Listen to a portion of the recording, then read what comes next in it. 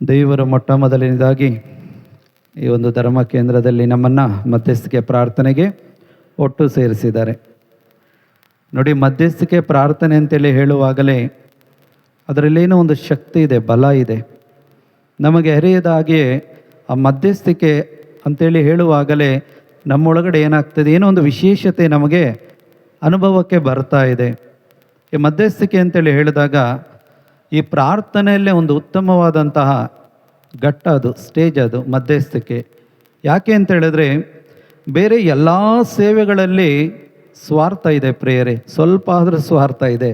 ಆದರೆ ಮಧ್ಯಸ್ಥಿಕೆಯಲ್ಲಿ ಸ್ವಾರ್ಥವಿಲ್ಲದ ಒಂದು ಪ್ರಾರ್ಥನೆ ಅಂತ ಹೇಳಿದ್ರೆ ಅದು ಮಧ್ಯಸ್ಥಿಕೆ ಪ್ರಾರ್ಥನೆ. ಸೆಲ್ಫ್ಲೆಸ್ ಅಂತೇಳಿ ಕರೀತಾರೆ. ಈ ಮಧ್ಯಸ್ಥಿಕೆ ಪ್ರಾರ್ಥನೆಯಲ್ಲಿ ಸ್ವಾರ್ಥವಿಲ್ಲದೆ ಮಾಡುವಂಥ ಪ್ರಾರ್ಥನೆ ದೇವರಿಗೆ ತುಂಬ ಇಷ್ಟವಾದಂಥ ಪ್ರಾರ್ಥನೆ, ದೇವರ ಹೃದಯಕ್ಕೆ ತುಂಬ ಹತ್ತಿರವಾದಂಥ ಪ್ರಾರ್ಥನೆ ಇದು. ಅನೇಕರು ಬೈಬಲಲ್ಲಿ ನಮಗೆ ಸಿಗ್ತಾರೆ ಮಧ್ಯಸ್ಥಿಕೆ ಪ್ರಾರ್ಥನೆಗಳನ್ನು ಮಾಡುವವರು. ಆ ಪ್ರಾರ್ಥನೆಗೆ ಅವರಿಗೆ ಉತ್ತರ ಕೂಡ ಸಿಕ್ಕಿದೆ. ಅದನ್ನು ಅವರು ಬದುಕಿರುವಾಗಲೇ ಆ ಉತ್ತರವನ್ನು ಅವರು ಅವರ ಕಣ್ಣಿನಿಂದ ನೋಡಿದ್ದಾರೆ. ಯಾವುದಕ್ಕಾಗಿ ಪ್ರಾರ್ಥನೆ ಮಾಡಿದ್ರೋ ಆ ಪ್ರಾರ್ಥನೆ ಫಲ ಕೊಡುವುದನ್ನು ಅವರು ಬದುಕಿರುವಾಗಲೇ ಏನು ಮಾಡ್ತಾಯಿದ್ರು, ಅದನ್ನು ನೋಡಿ ದೇವರು ಜೀವಿಸುವ ದೇವರು ಅಂತೇಳಿ ಏನು ಮಾಡ್ತಾಯಿದ್ರು, ಸಾಕ್ಷಿ ಪಡಿಸ್ತಾ ಇದ್ರು. Price the lord, hallelujah. ಈಗ ಈ ಮಧ್ಯಸ್ಥಿಕೆ ಮೇನ್ ರೋಲ್ ಮಾಡಲ್ ಯಾರಪ್ಪ ಅಂತ ಹೇಳಿದ್ರೆ ಯೇಸು ಕ್ರಿಸ್ತರು, ಹೌದಲ್ವಾ? ಈಗ ಅದೇ ಒಂದು ಕಾರ್ಯ ಮಾಡೋದಕ್ಕಾಗಿ ನಮ್ಮನ್ನು ಆ ಸ್ಥಳದಲ್ಲಿ ನಿಲ್ಲಿಸಿದ್ದಾರೆ. ಯೇಸು ಕ್ರಿಸ್ತರು ಯಾವ ಪ್ರಾರ್ಥನೆಯನ್ನು ಮಾಡಿ ನಮ್ಮನ್ನು ಮುಂದುವರಿಸುವುದಕ್ಕಾಗಿ ನಮ್ಮನ್ನು ಆರಿಸ್ಕೊಂಡಿದ್ದಾರೋ ಆ ಒಂದು ಸ್ಥಳದಲ್ಲಿ ಇವತ್ತು ನಾವು ಒಬ್ಬೊಬ್ಬರು ಕೂಡ ಇವತ್ತು ನಾವು ನಿಂತ್ಕೊಂಡಿದ್ದೇವೆ. ದೇವರಿಗೂ ಮನುಷ್ಯನಿಗೂ ಮಧ್ಯಸ್ಥನಾಗಿ ಇವತ್ತು ಪ್ರಾರ್ಥನೆ ಮಾಡುವುದಕ್ಕಾಗಿ ದೇವರು ನಮ್ಮ ಒಬ್ಬೊಬ್ಬರನ್ನು ಇಲ್ಲಿ ಕರೆ ತಂದಿದ್ದಾರೆ. Price the lord, hallelujah. ನೋಡಿ, ಮಧ್ಯಸ್ಥಿಕೆ ಪ್ರಾರ್ಥನೆ ಅಂತ ಹೇಳಿದ್ರೆ ದೇವರ ಒಂದು ನಿಯಮ ಇದೆ ನೋಡಿ. ಆ ನಿಯಮದಲ್ಲಿರುವಂಥ ಪ್ರೀತಿಯನ್ನು ಹೊರಸೂಸುವುದೇ ಇದು ಮಧ್ಯಸ್ಥಿಕೆ. ದೇವರ ನಿಯಮದಲ್ಲಿ ಒಂದು ಪ್ರೀತಿ ಇದೆ. ಆ ಪ್ರೀತಿ, ದೇವರ ಕರುಣೆ, ದೇವರ ಅನುಗ್ರಹ ಅದು ಪ್ರತಿಯೊಬ್ಬರಿಗೂ ಕೂಡ ತಿಳಿಬೇಕು. ಆ ಒಂದು ತಿಳಿಯುವಂತಹ ಒಂದು ಕಾರ್ಯಕ್ಕಾಗಿ ಒಂದು ಮಾರ್ಗವನ್ನು ದೇವರು ಆರಿಸಿಕೊಂಡ್ರು. ಆ ಮಾರ್ಗ ಇದೊಂದಾಗಿದೆ, ಮಧ್ಯಸ್ಥಿಕೆ. Price the lord, hallelujah, hallelujah. ಈಗ ನಾವು ಮಧ್ಯಸ್ಥಿಕೆಗೆ ಬರುವಾಗ ನೋಡಿ, ಮಧ್ಯಸ್ಥಿಕೆ ಪ್ರಾರ್ಥನೆ ತುಂಬ ವಿಶೇಷವಾದಂಥ ಪ್ರಾರ್ಥನೆ. ಪ್ರತಿಯೊಬ್ಬರು ಕೂಡ ನೀವು ಬೈಬಲಲ್ಲಿ ನೋಡಿ, ಯಾರೆಲ್ಲ ದೇವರ ಸನ್ನಿಧಾನದಲ್ಲಿ ಮತ್ತೊಬ್ಬರಿಗಾಗಿ ಪ್ರಾರ್ಥನೆ ಮಾಡಲು ಬರ್ತಾ ಇದ್ರೋ ತಮ್ಮನ್ನೇ ಸಂಪೂರ್ಣವಾಗಿ ತಗ್ಗಿಸಿಕೊಳ್ತಾ ಇದ್ರು. ತುಂಬ ಹಂಬಲಾಗಿ ಬರ್ತಾ ಇದ್ರು, ದೀನರಾಗಿ ವಿನಮ್ರತೆಯಿಂದ ಬಂದು ದೇವರ ಸನ್ನಿಧಿಯಲ್ಲಿ ಕುಳಿತು ಕಣ್ಣೀರಿಟ್ಟು ಗೋಳಾಡಿ ಇನ್ನೊಬ್ಬರಿಗಾಗಿ ಪ್ರಾರ್ಥನೆ ಮಾಡ್ತಾ ಇದ್ರು. ತನ್ನ ಜನರಿಗಾಗಿ ಪ್ರಾರ್ಥಿಸ್ತಾ ಇದ್ರು, ತನ್ನ ಒಂದು ದೇಶಕ್ಕಾಗಿ ಪ್ರಾರ್ಥಿಸ್ತಾ ಇದ್ರು, ತಮ್ಮ ಒಂದು ಊರಿಗಾಗಿ ಪ್ರಾರ್ಥನೆಯನ್ನು ಮಾಡ್ತಾ ಇದ್ರು. ಅದನ್ನೇ ಆತ್ಮಭಾರ ಅಂತೇಳಿ ದೇವರ ವಾಕ್ಯ ಕರೆಯುತ್ತೆ. ಇನ್ನೊಬ್ಬರ ಮೇಲೆ ಆ ಒಂದು ಪ್ರೀತಿ ಅಂತ ಹೇಳಿದ್ರೆ ಆ ಪ್ರೀತಿ ವ್ಯಕ್ತವಾಗಬೇಕಾಗಿರೋದು ಅವರು ಕೂಡ ಏನು ಮಾಡಬೇಕು, ರಕ್ಷಣೆಗೆ ಬರಬೇಕು. ಅವರು ಕೂಡ ಯೇಸುವನ್ನು ಅರ್ಥ ಮಾಡ್ಕೊಳ್ಬೇಕು. ಅವರ ಆತ್ಮ ಕೂಡ ಪರಲೋಕಕ್ಕೆ ಬರಬೇಕು. ಅವರು ಯುಗಾಂತರಕ್ಕೂ ನಿತ್ಯ ಜೀವನ ಪಡೆದುಕೊಂಡು ದೇವರ ಸಾಮ್ರಾಜ್ಯದಲ್ಲಿ ದೇವರ ಜೊತೆಯಲ್ಲಿ ಇರಬೇಕು. ಈ ಒಂದು ಆಸೆ ಇರುವವನು ಮಾತ್ರ ಈ ಮಧ್ಯಸ್ಥಿಕೆ ಪ್ರಾರ್ಥನೆಯನ್ನು ಮಾಡೋದಕ್ಕೆ ಸಾಧ್ಯವಾಗ್ತದೆ ಪ್ರಿಯರೇ. ಬೈಬಲ್ನಲ್ಲಿ ನಾವು ನೋಡ್ತೀವಿ, ಒಂದು ಉತ್ತಮ ಒಳ್ಳೆಯ ಉದಾಹರಣೆ ಅಂತ ಹೇಳಿದ್ರೆ ಪ್ರವಾದಿ ದಾನಿಯೇಲನ ಪ್ರಾರ್ಥನೆ ಯಾವ ರೀತಿಯಾಗಿತ್ತು ಅಂತ ಹೇಳಿದ್ರೆ, ಆತನು ಪ್ರಾರ್ಥನೆ ಮಾಡುವಾಗ ಆತನು ತರುಣನು, ಅವನು ಯಂಗ್ಸ್ಟರ್ ಆಗಿದ್ದ, ಅಂಥ ವಯಸ್ಸೇನೋ ಆಗಿರಲಿಲ್ಲ. ಈ ಬ್ಯಾಬಿಲೋನಿನವರು ಜೆರುಸಲೇಮಿನಲ್ಲಿ ಬಂದು ಎಲ್ಲ ಯುದ್ಧ ಮಾಡಿ ಅವರನ್ನು ಸೆರೆಯಾಳುಗಳಾಗಿ ಕರೆದುಕೊಂಡು ಹೋದಾಗ ಚಿಕ್ಕ ವಯಸ್ಸನಾಗಿದ್ದ ಯಾರು, ದಾನಿಯೇಲ. ಆ ದಾನಿಯೇಲ ಆ ದೇಶಕ್ಕೆ ಹೋದರೂ ಕೂಡ ಆತನಿಗೆ ಒಂದು ಕನ್ವಿಕ್ಷನ್ ಇತ್ತು. ಏನು ಗೊತ್ತಾ, ನಾನು ಯಾವುದೇ ಕಾರಣಕ್ಕೂ ದೇವರ ವಿಧಿ ನಿಯಮಗಳನ್ನು ಏನು ಮಾಡಬಾರ್ದು, ಮೀರಿ ನಡಿಬಾರ್ದು. ದೇವರ ನಿಯಮಗಳಿಗೆ ವಿರುದ್ಧವಾಗಿ ನನ್ನ ಜೀವನವನ್ನು ನಾನು ನಡೆಸಬಾರ್ದು. ಆತನಿಗೆ ಗೊತ್ತಿತ್ತು ದೇವರ ನಿಯಮ ಏನು, ಆದಾಮ, ಇಸಾಕ, ಯಾಕೋಬನ ಮುಖಾಂತರ ತನ್ನ ಪೂರ್ವಜರಿಗೆ ಕೊಟ್ಟಂಥ ವಾಗ್ದಾನಗಳೇನಿದೆ, ಆ ಪರಲೋಕದ ಒಂದು ಸ್ವಾಸ್ಥ್ಯ ಸಂಪತ್ತು ಏನಿದೆ, ಇದರ ಬಗ್ಗೆ ಚೆನ್ನಾಗಿ ದಾನಿಯೇಲನಿಗೆ ಅರಿವಿತ್ತು. ಆದ್ದರಿಂದಲೇ ಆತ ಅಲ್ಲಿ ಆ ರಾಜನ ಸನ್ನಿಧಿ ಸೇವೆಗೆ ಆರಿಸಿಕೊಂಡಾಗ ಈ 4 ಜನ, ದಾನಿಯೇಲ ಮತ್ತು ಅವನ ಸಂಗಡಿಗರು 3 ಜನರನ್ನು ಆರಿಸಿಕೊಂಡಾಗ ಆತನು ತನ್ನ ಒಳಗಡೆ ಒಂದು ನಿರ್ಧಾರವನ್ನು ಮಾಡ್ತಾನೆ. ನಾನು ಯಾವುದೇ ಕಾರಣಕ್ಕೂ ದೇವರ ಆಜ್ಞೆಯನ್ನು ಮೀರಿ ನಡೆಯೋದಿಲ್ಲ. ದೇವರು ನಿಷಿದ್ಧ ಅಂತೇಳಿರುವಂಥ ಆಹಾರ ಪದಾರ್ಥಗಳನ್ನು ನಾನೇನು ಮಾಡೋದಿಲ್ಲ, ಯಾವುದೇ ಕಾರಣಕ್ಕೂ ನಾನು ಭುಜಿಸೋದಿಲ್ಲ, ಸೇವಿಸೋದಿಲ್ಲ. ದೇವರೇ ನನಗೆ ಸಹಾಯ ಮಾಡು. ಅಲ್ಲಿ ಪಾನ ಸೇವಕನಿದ್ದಂತಹ ಆ ವ್ಯಕ್ತಿಯ ಹೃದಯವನ್ನು ದೇವರು ಏನು ಮಾಡಿದ್ರು, ಪರಿವರ್ತನೆಯನ್ನು ಮಾಡಿದ್ರು. ಇವರು ರಾಜನ ಒಂದು ಊಟ ಏನಿದೆ, ಆ ಭಕ್ಷ್ಯ ಭೋಜನಗಳೇನಿದೆ ಅದಕ್ಕೆ ಆಸೆ ಪಡದ ಹಾಗೆ ಈತನು ಏನು ಮಾಡಿದ್ದ, ತನ್ನನ್ನೇ ಕಂಟ್ರೋಲಲ್ಲಿ ಇಟ್ಕೊಂಡಿದ್ದ. ಆತನಿಗೆ ಆ ಒಂದು ಸೆಲ್ಫ್ ಕಂಟ್ರೋಲ್ ತುಂಬ ಚೆನ್ನಾಗಿತ್ತು ದಾನಿಯೇಲನಿಗೆ. ಯಾಕೆ ಅಂತ ಹೇಳಿದ್ರೆ ಅವನಿಗೆ ಒಳ್ಳೆ ಕಾನ್ಷಿಯಸ್ನೆಸ್ ಇತ್ತು. ಏನು ಅಂತ ಹೇಳಿದ್ರೆ, ನಾನು ಒಂದು ಯಹೂದ್ಯನು, ನನಗೆ ಒಂದು ಧರ್ಮಶಾಸ್ತ್ರ ಕೊಡಲ್ಪಟ್ಟಿದೆ, ನನಗೆ ದೇವರ ಆಜ್ಞೆಗಳನ್ನು ಕೊಟ್ಟಿದ್ದಾರೆ, ವಿಧಿ ನಿಯಮಗಳನ್ನು ಕೊಟ್ಟಿದ್ದಾರೆ. ಇವುಗಳನ್ನೆಲ್ಲ ನಾನು ಪರಿಪಾಲಿಸಿದರೆ ಮಾತ್ರನೇ ನಾನು ದೇವರ ಆ ಒಂದು ಜೀವವನ್ನು ನಾನು ಪಡ್ಕೊಳ್ಳೋದಕ್ಕೆ ಸಾಧ್ಯ, ದೇವರ ಜೊತೆಯಲ್ಲಿರೋದಕ್ಕೆ ಸಾಧ್ಯ ಅಂತೇಳಿ ಆತನಿಗೆ ಚೆನ್ನಾಗಿ ಗೊತ್ತಿತ್ತು. ಆದರೆ ಅಲ್ಲಿ ಸೆರೆಯಾಳುಗಳಾಗಿ ಹೋದಂತಹ ತಮ್ಮ ಜನರಿಗೆ ಅದರ ಅರಿವೇ ಇರಲಿಲ್ಲ, ಅದರ ಪರಿಜ್ಞಾನವೇ ಇರಲಿಲ್ಲ. ಆದ್ದರಿಂದಲೇ ದೇವರು ಯೆಶಾಯ ಪ್ರವಾದಿ ಮುಖಾಂತರ ಅವರಿಗೆ ಎಚ್ಚರಿಕೆಯನ್ನು ಕೊಟ್ಟರೂ ಕೂಡ ಅವರು ದೇವರ ಆಜ್ಞೆಗಳನ್ನು ಉಲ್ಲಂಘಿಸಿ ಪಾಪ ಮಾಡಿ ಯೆರೆಮೀಯನ ಪ್ರವಾದಿನ ಹೇಳಿದಾಗೆ ಅವರೆಲ್ಲರೂ ಕೂಡ ಏನಾಗಿ ಹೋದರು, ಬ್ಯಾಬಿಲೋನಿಗೆ 70 ವರ್ಷಗಳ ಕಾಲ ಸೆರೆವಾಸಕ್ಕೆ ಹೋದರು, ದಾಸತ್ವಕ್ಕೆ ಮತ್ತೆ ಹೋದರು. ಆ ದಾಸತ್ವಕ್ಕೆ ಹೋದರೂ ಕೂಡ ಈ ಜನಗಳು ಮನಪರಿವರ್ತನೆ ಆಗ್ತಾ ಇಲ್ಲ.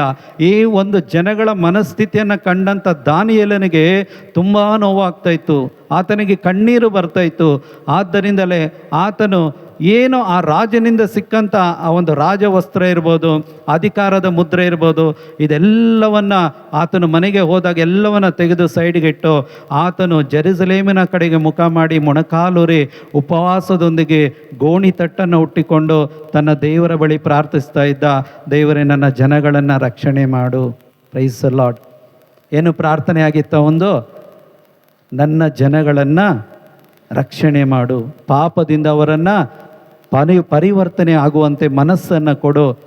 ಪೌಲರು ಕೂಡ ಯಾರಿಗಾಗಿ ಪ್ರಾರ್ಥಿಸಿದ್ರು? ಹೊಸ ಒಡಂಬಡಿಕೆಯಲ್ಲಿ ರೋಮ 11ರಲ್ಲಿ ಓದ್ತೀವಲ್ವ, ಯಾರಿಗಾಗಿ ಪ್ರಾರ್ಥಿಸಿದ್ರು? ತನ್ನ ಸ್ವಂತ ಜನರಿಗಾಗಿ ಪ್ರಾರ್ಥಿಸಿದರು. ಅಂದರೆ ಒಂದು ವಿಶ್ವಾಸಿಯ ಮೊದಲ ಕರ್ತವ್ಯ ತಾನಿರುವಂಥ ಸ್ಥಳಕ್ಕಾಗಿ ಪ್ರಾರ್ಥಿಸಬೇಕು, ತನ್ನ ಕುಟುಂಬದವರಿಗಾಗಿ ಪ್ರಾರ್ಥಿಸಬೇಕು, ತನ್ನ ನೆರೆಯವರಿಗಾಗಿ ಪ್ರಾರ್ಥಿಸಬೇಕು, ಅಲ್ಲಿರುವಂತಹ ಆ ಒಂದು ಊರಿಗಾಗಿ, ತನ್ನ ಒಂದು ರಾಜ್ಯಕ್ಕಾಗಿ, ದೇಶಕ್ಕಾಗಿ ಪ್ರಾರ್ಥನೆ ಮಾಡಬೇಕು. ದೇವರು ಹೇಳ್ತಾರೆ, ನಿಮ್ಮ ದೇಶವನ್ನು ನಾನು ಹಾಳು ಮಾಡದಂತೆ ಇವತ್ತು ಆ ಒಡಕಿನಲ್ಲಿ ನಿಂತು ಪ್ರಾರ್ಥಿಸುವವರನ್ನು ನಾನು ಹುಡುಕ್ತಾ ಇದ್ದೀನಿ. ಒಬ್ಬರೂ ಕೂಡ ನನಗೆ ಕಾಣಿಸ್ತಾ ಇಲ್ವಲ್ಲ, ಸಿಗ್ತಾ ಇಲ್ವಲ್ಲ. ಒಂದು ವೇಳೆ ಈ ಒಡಕಿನಲ್ಲಿ ನಿಂತು ಪ್ರಾರ್ಥನೆ ಮಾಡುವುದಾಗಿದ್ರೆ ಖಂಡಿತವಾಗಿ ನಾನು ಆ ನಾಶ ಮಾಡುವಂಥ ಯೋಚನೆಯನ್ನು ಬಿಟ್ಟು ನನ್ನ ಮನಸ್ಸನ್ನು ಬದಲಾವಣೆ ಮಾಡಿ ನಿಮ್ಮ ಮೇಲೆ ನಾನು ಕೃಪೆಯನ್ನು ತೋರಿಸ್ತೇನೆ. Price the lord. ಹಲ್ಲೆಲೂಯಾ. ನೋಡಿ, ಈ ಮಧ್ಯಸ್ಥಿಕೆ ಪ್ರಾರ್ಥನೆ ಅಂತೇಳಿ ಹೇಳಿದ್ರೆ ಸಂಪೂರ್ಣವಾಗಿ ನಾನಲ್ಲ, ಈ ಕಾರ್ಯ ನನ್ನದಲ್ಲ, ಇದು ಪರಲೋಕದ ಕಾರ್ಯ, ಇದು ಸ್ವರ್ಗ ರಾಜ್ಯದ ಕಾರ್ಯ. ಯೇಸು ಕ್ರಿಸ್ತರು ಏನು ಇವತ್ತು ನಮಗೆ ಅವ್ರು ಏನು ಮುಂದುವರಿಸಲು ಬಿಟ್ಟು ಹೋಗಿದ್ದಾರೆ ಆ ಕೆಲಸವನ್ನು ನಾವು ಮಾಡುವಂಥ ಕಾರ್ಯ ಇದು. ಈ ಕಾರ್ಯಕ್ಕಾಗಿ ಯೇಸು ಯಾವ ರೀತಿಯಾಗಿ ಒಬ್ಬರೇ ಏಕಾಂತ ಪ್ರದೇಶದಲ್ಲಿ ಹೋಗಿ ತಂದೆ ಬಳಿ ಪ್ರಾರ್ಥಿಸ್ತಾ ಇದ್ರು, ಪ್ರತಿನಿತ್ಯವೂ ಕೂಡ ನಾವು ಒಬ್ಬೊಬ್ಬರು ಕೂಡ ಪರ್ಸನಲ್ ಆಗಿ ನಾವಿರುವಂಥ ಸ್ಥಳಗಳಿಗಾಗಿ, ಜನಗಳಿಗಾಗಿ ನಾವು ಪ್ರಾರ್ಥನೆ ಮಾಡಲೇಬೇಕು ಪ್ರಿಯರೇ. ಆ ಪ್ರಾರ್ಥನೆ ಯಾವ ರೀತಿಯಾಗಿರಬೇಕು ಅಂತ ಹೇಳಿದ್ರೆ, ಯಾವಾಗಲೂ ನಾವು ಒಂದು ಹಾಡಾಡ್ತೀವಿ, ಪ್ರಾರ್ಥನಾತ್ಮರ ನೀಡಯ್ಯ ನಾನು ಪ್ರಾರ್ಥನೆ ಮಾಡಬೇಕು, ಉಪವಾಸದಿ ಕಣ್ಣೀರಿನಿಂದ ಕೈಗಳೆತ್ತಿ ದೇಶಕ್ಕಾಗಿ ಎಲ್ಲ ಹೇಳ್ತೀವ, ಅದರಲ್ಲಿ ಮಾಡ್ತಾ ಇದ್ದೀವ? ನಮ್ಮ ಪ್ರಾರ್ಥನೆ ಮಾತಿನಲ್ಲಿ ಸೀಮಿತವಾಗಿರಬಾರದು ಪ್ರಿಯರೇ. ಅದಕ್ಕೆ ಇವತ್ತು ಅನೇಕರು ಉದಾಹರಣೆಗಳನ್ನು ಬೈಬಲಲ್ಲಿ ಯಾಕೆ ಇಟ್ಟಿದ್ದಾರೆ ಅಂತ ಹೇಳಿದ್ರೆ, ನಮಗೆ ಅವರೆಲ್ಲರೂ ಕೂಡ ರೋಲ್ ಮಾಡೆಲ್ಗಳು. ಅವರು ಮಾಡಿದ್ದಾರೆ ಅಂದರೆ ನಾನು ಮಾಡ್ಬೋದು. ಈಗ ಯೇಸುವನ್ನು ನಾನು ಯಾಕೆ ಇಲ್ಲಿ ತಗೊಳ್ಳಲ್ಲ ಅಂತ ಹೇಳಿದ್ರೆ, ನಾವು ಹೇಳ್ಬೋದು ಅವರು ದೇವರಾಗಿದ್ರಲ್ವಾ, ಅವರು ಅದಾಗಿದ್ರಲ್ವಾ. ಹಾಗಿದ್ರೆ ದಾನಿಯೇಲ ಏನಾಗಿದ್ದ? ಸಾಮಾನ್ಯ ನಮ್ಮಂತೆ ಮನುಷ್ಯನೇ ಆಗಿದ್ದ. ಈಗ ದಾನಿಯೇಲನೇ ಆ ಕಾರ್ಯ ಮಾಡಬೇಕಾದ್ರೆ, ಅವನ ಕೈಲಿ ಅದು ಆಗಿರೋದಾಗಿದ್ದರೆ, ಇನ್ನು ಹೊಸ ಒಡಂಬಡಿಕೆಯ ಮಕ್ಕಳು, ಪವಿತ್ರಾತ್ಮರನ್ನು ಪಡೆದುಕೊಂಡಂಥ ಮಕ್ಕಳು ನಮ್ಮ ಕೈಲಾಗಲ್ವಾ? 100% ದೇವರು ಮಾಡಿಸೋದಕ್ಕಾಗಿ ಪವಿತ್ರಾತ್ಮರನ್ನು ಕೊಟ್ಟಿರುವಂಥದ್ದು. ಪ್ರವಾದಿ ದಾನಿಯೇಲನ ಗ್ರಂಥ ತಗೊಳ್ಳಿ, ಅಧ್ಯಾಯ 9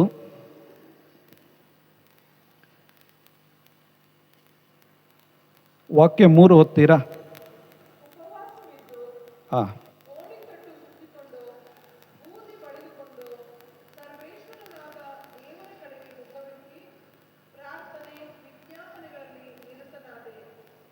ಓಕೆ.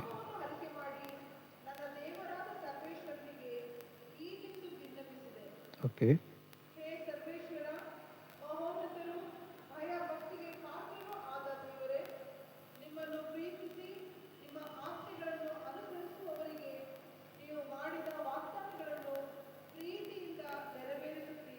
Price the lord. ಯಾರಿಗೆ ದೇವರ ವಾಗ್ದಾನಗಳು ಸಿಗುವಂಥದ್ದು? ಯಾರಿಗೆ? ದೇವರ ಆಜ್ಞೆಗಳನ್ನು ಅನುಸರಿಸುವವರಿಗೆ ಮಾತ್ರ ದೇವರ ವಾಗ್ದಾನಗಳೇನಾಗುತ್ತೆ? ಸಿಗುತ್ತೆ ಅಂತೇಳಿ ಇಲ್ಲಿ ದಾನಿಯೇಲ ಹೇಳ್ತಾರೆ. ಆತನ ಪ್ರಾರ್ಥನೆ ಯಾವ ರೀತಿಯಾಗಿತ್ತು? ಉಪವಾಸವಿದ್ದು ಗೋಣಿತಟ್ಟು ಸುತ್ತಿಕೊಂಡು ಬೂದಿ ಬಳಿದುಕೊಂಡು ಸರ್ವೇಶ್ವರನಾದ ದೇವರ ಕಡೆಗೆ ಮುಖವೆತ್ತಿ ಪ್ರಾರ್ಥನೆ ವಿಜ್ಞಾಪನೆಗಳಲ್ಲಿ ನಿರತನಾದ. ಇದು ಯಹೂದ್ಯರ ಸಂಪ್ರದಾಯವಾಗಿತ್ತು. ಬೂದಿಯನ್ನು ಬಳಿದುಕೊಂಡು ಗೋಣಿತಟ್ಟನ್ನು ಹುಟ್ಟಿಕೊಂಡು ಬಾಹ್ಯವಾಗಿ ಏನು ಮಾಡ್ತಾಯಿದ್ರು? ಅವರು ದುಃಖ ತೋಡ್ಕೊಳ್ತಾ ಇದ್ರು. ದೇವರ ವಿರುದ್ಧ ಯಾವಾಗೆಲ್ಲ ಪಾಪಗಳಾಗ್ತಾ ಇತ್ತು, ದೇವರ ವಿರುದ್ಧ ಯಾವಾಗೆಲ್ಲ ಅವರು ದೇವರ ಒಂದು ಕೋಪವನ್ನು ಎದುರಿಸಬೇಕಾಗಿತ್ತು, ಎಲ್ಲ ಪ್ರವಾದಿಗಳು ಮಾಡ್ತಾ ಇದ್ದಂಥ ಒಂದು ಕೆಲಸ ದೇವರ ಮುಂದೆ ಏನು ಮಾಡ್ತಾಯಿದ್ರು? ಈ ಒಂದು ಬೂದಿಯನ್ನು ಬಳಿದುಕೊಂಡು ಗೋಣಿತಟ್ಟನ್ನು ಉಟ್ಟುಕೊಂಡು ಬಂದು ಪ್ರಾರ್ಥನೆಗಳನ್ನು ಮಾಡ್ತಾಯಿದ್ರು. ಅದು ಉಪವಾಸ ಪ್ರಾರ್ಥನೆಗಳನ್ನು ಮಾಡ್ತಾಯಿದ್ರು. Price the lord. ಈಗ ನೋಡಿ, ದಾನಿಯೇಲ ಏನು ಪ್ರಾರ್ಥನೆ ಮಾಡಿರ್ಬೋದು?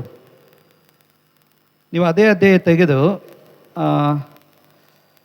ವಾಕ್ಯ 17 ಓದ್ತೀರಾ? ಅದೇ ಅಧ್ಯಾಯದಲ್ಲಿ 9:17.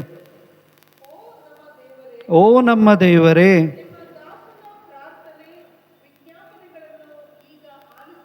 ಓಕೆ,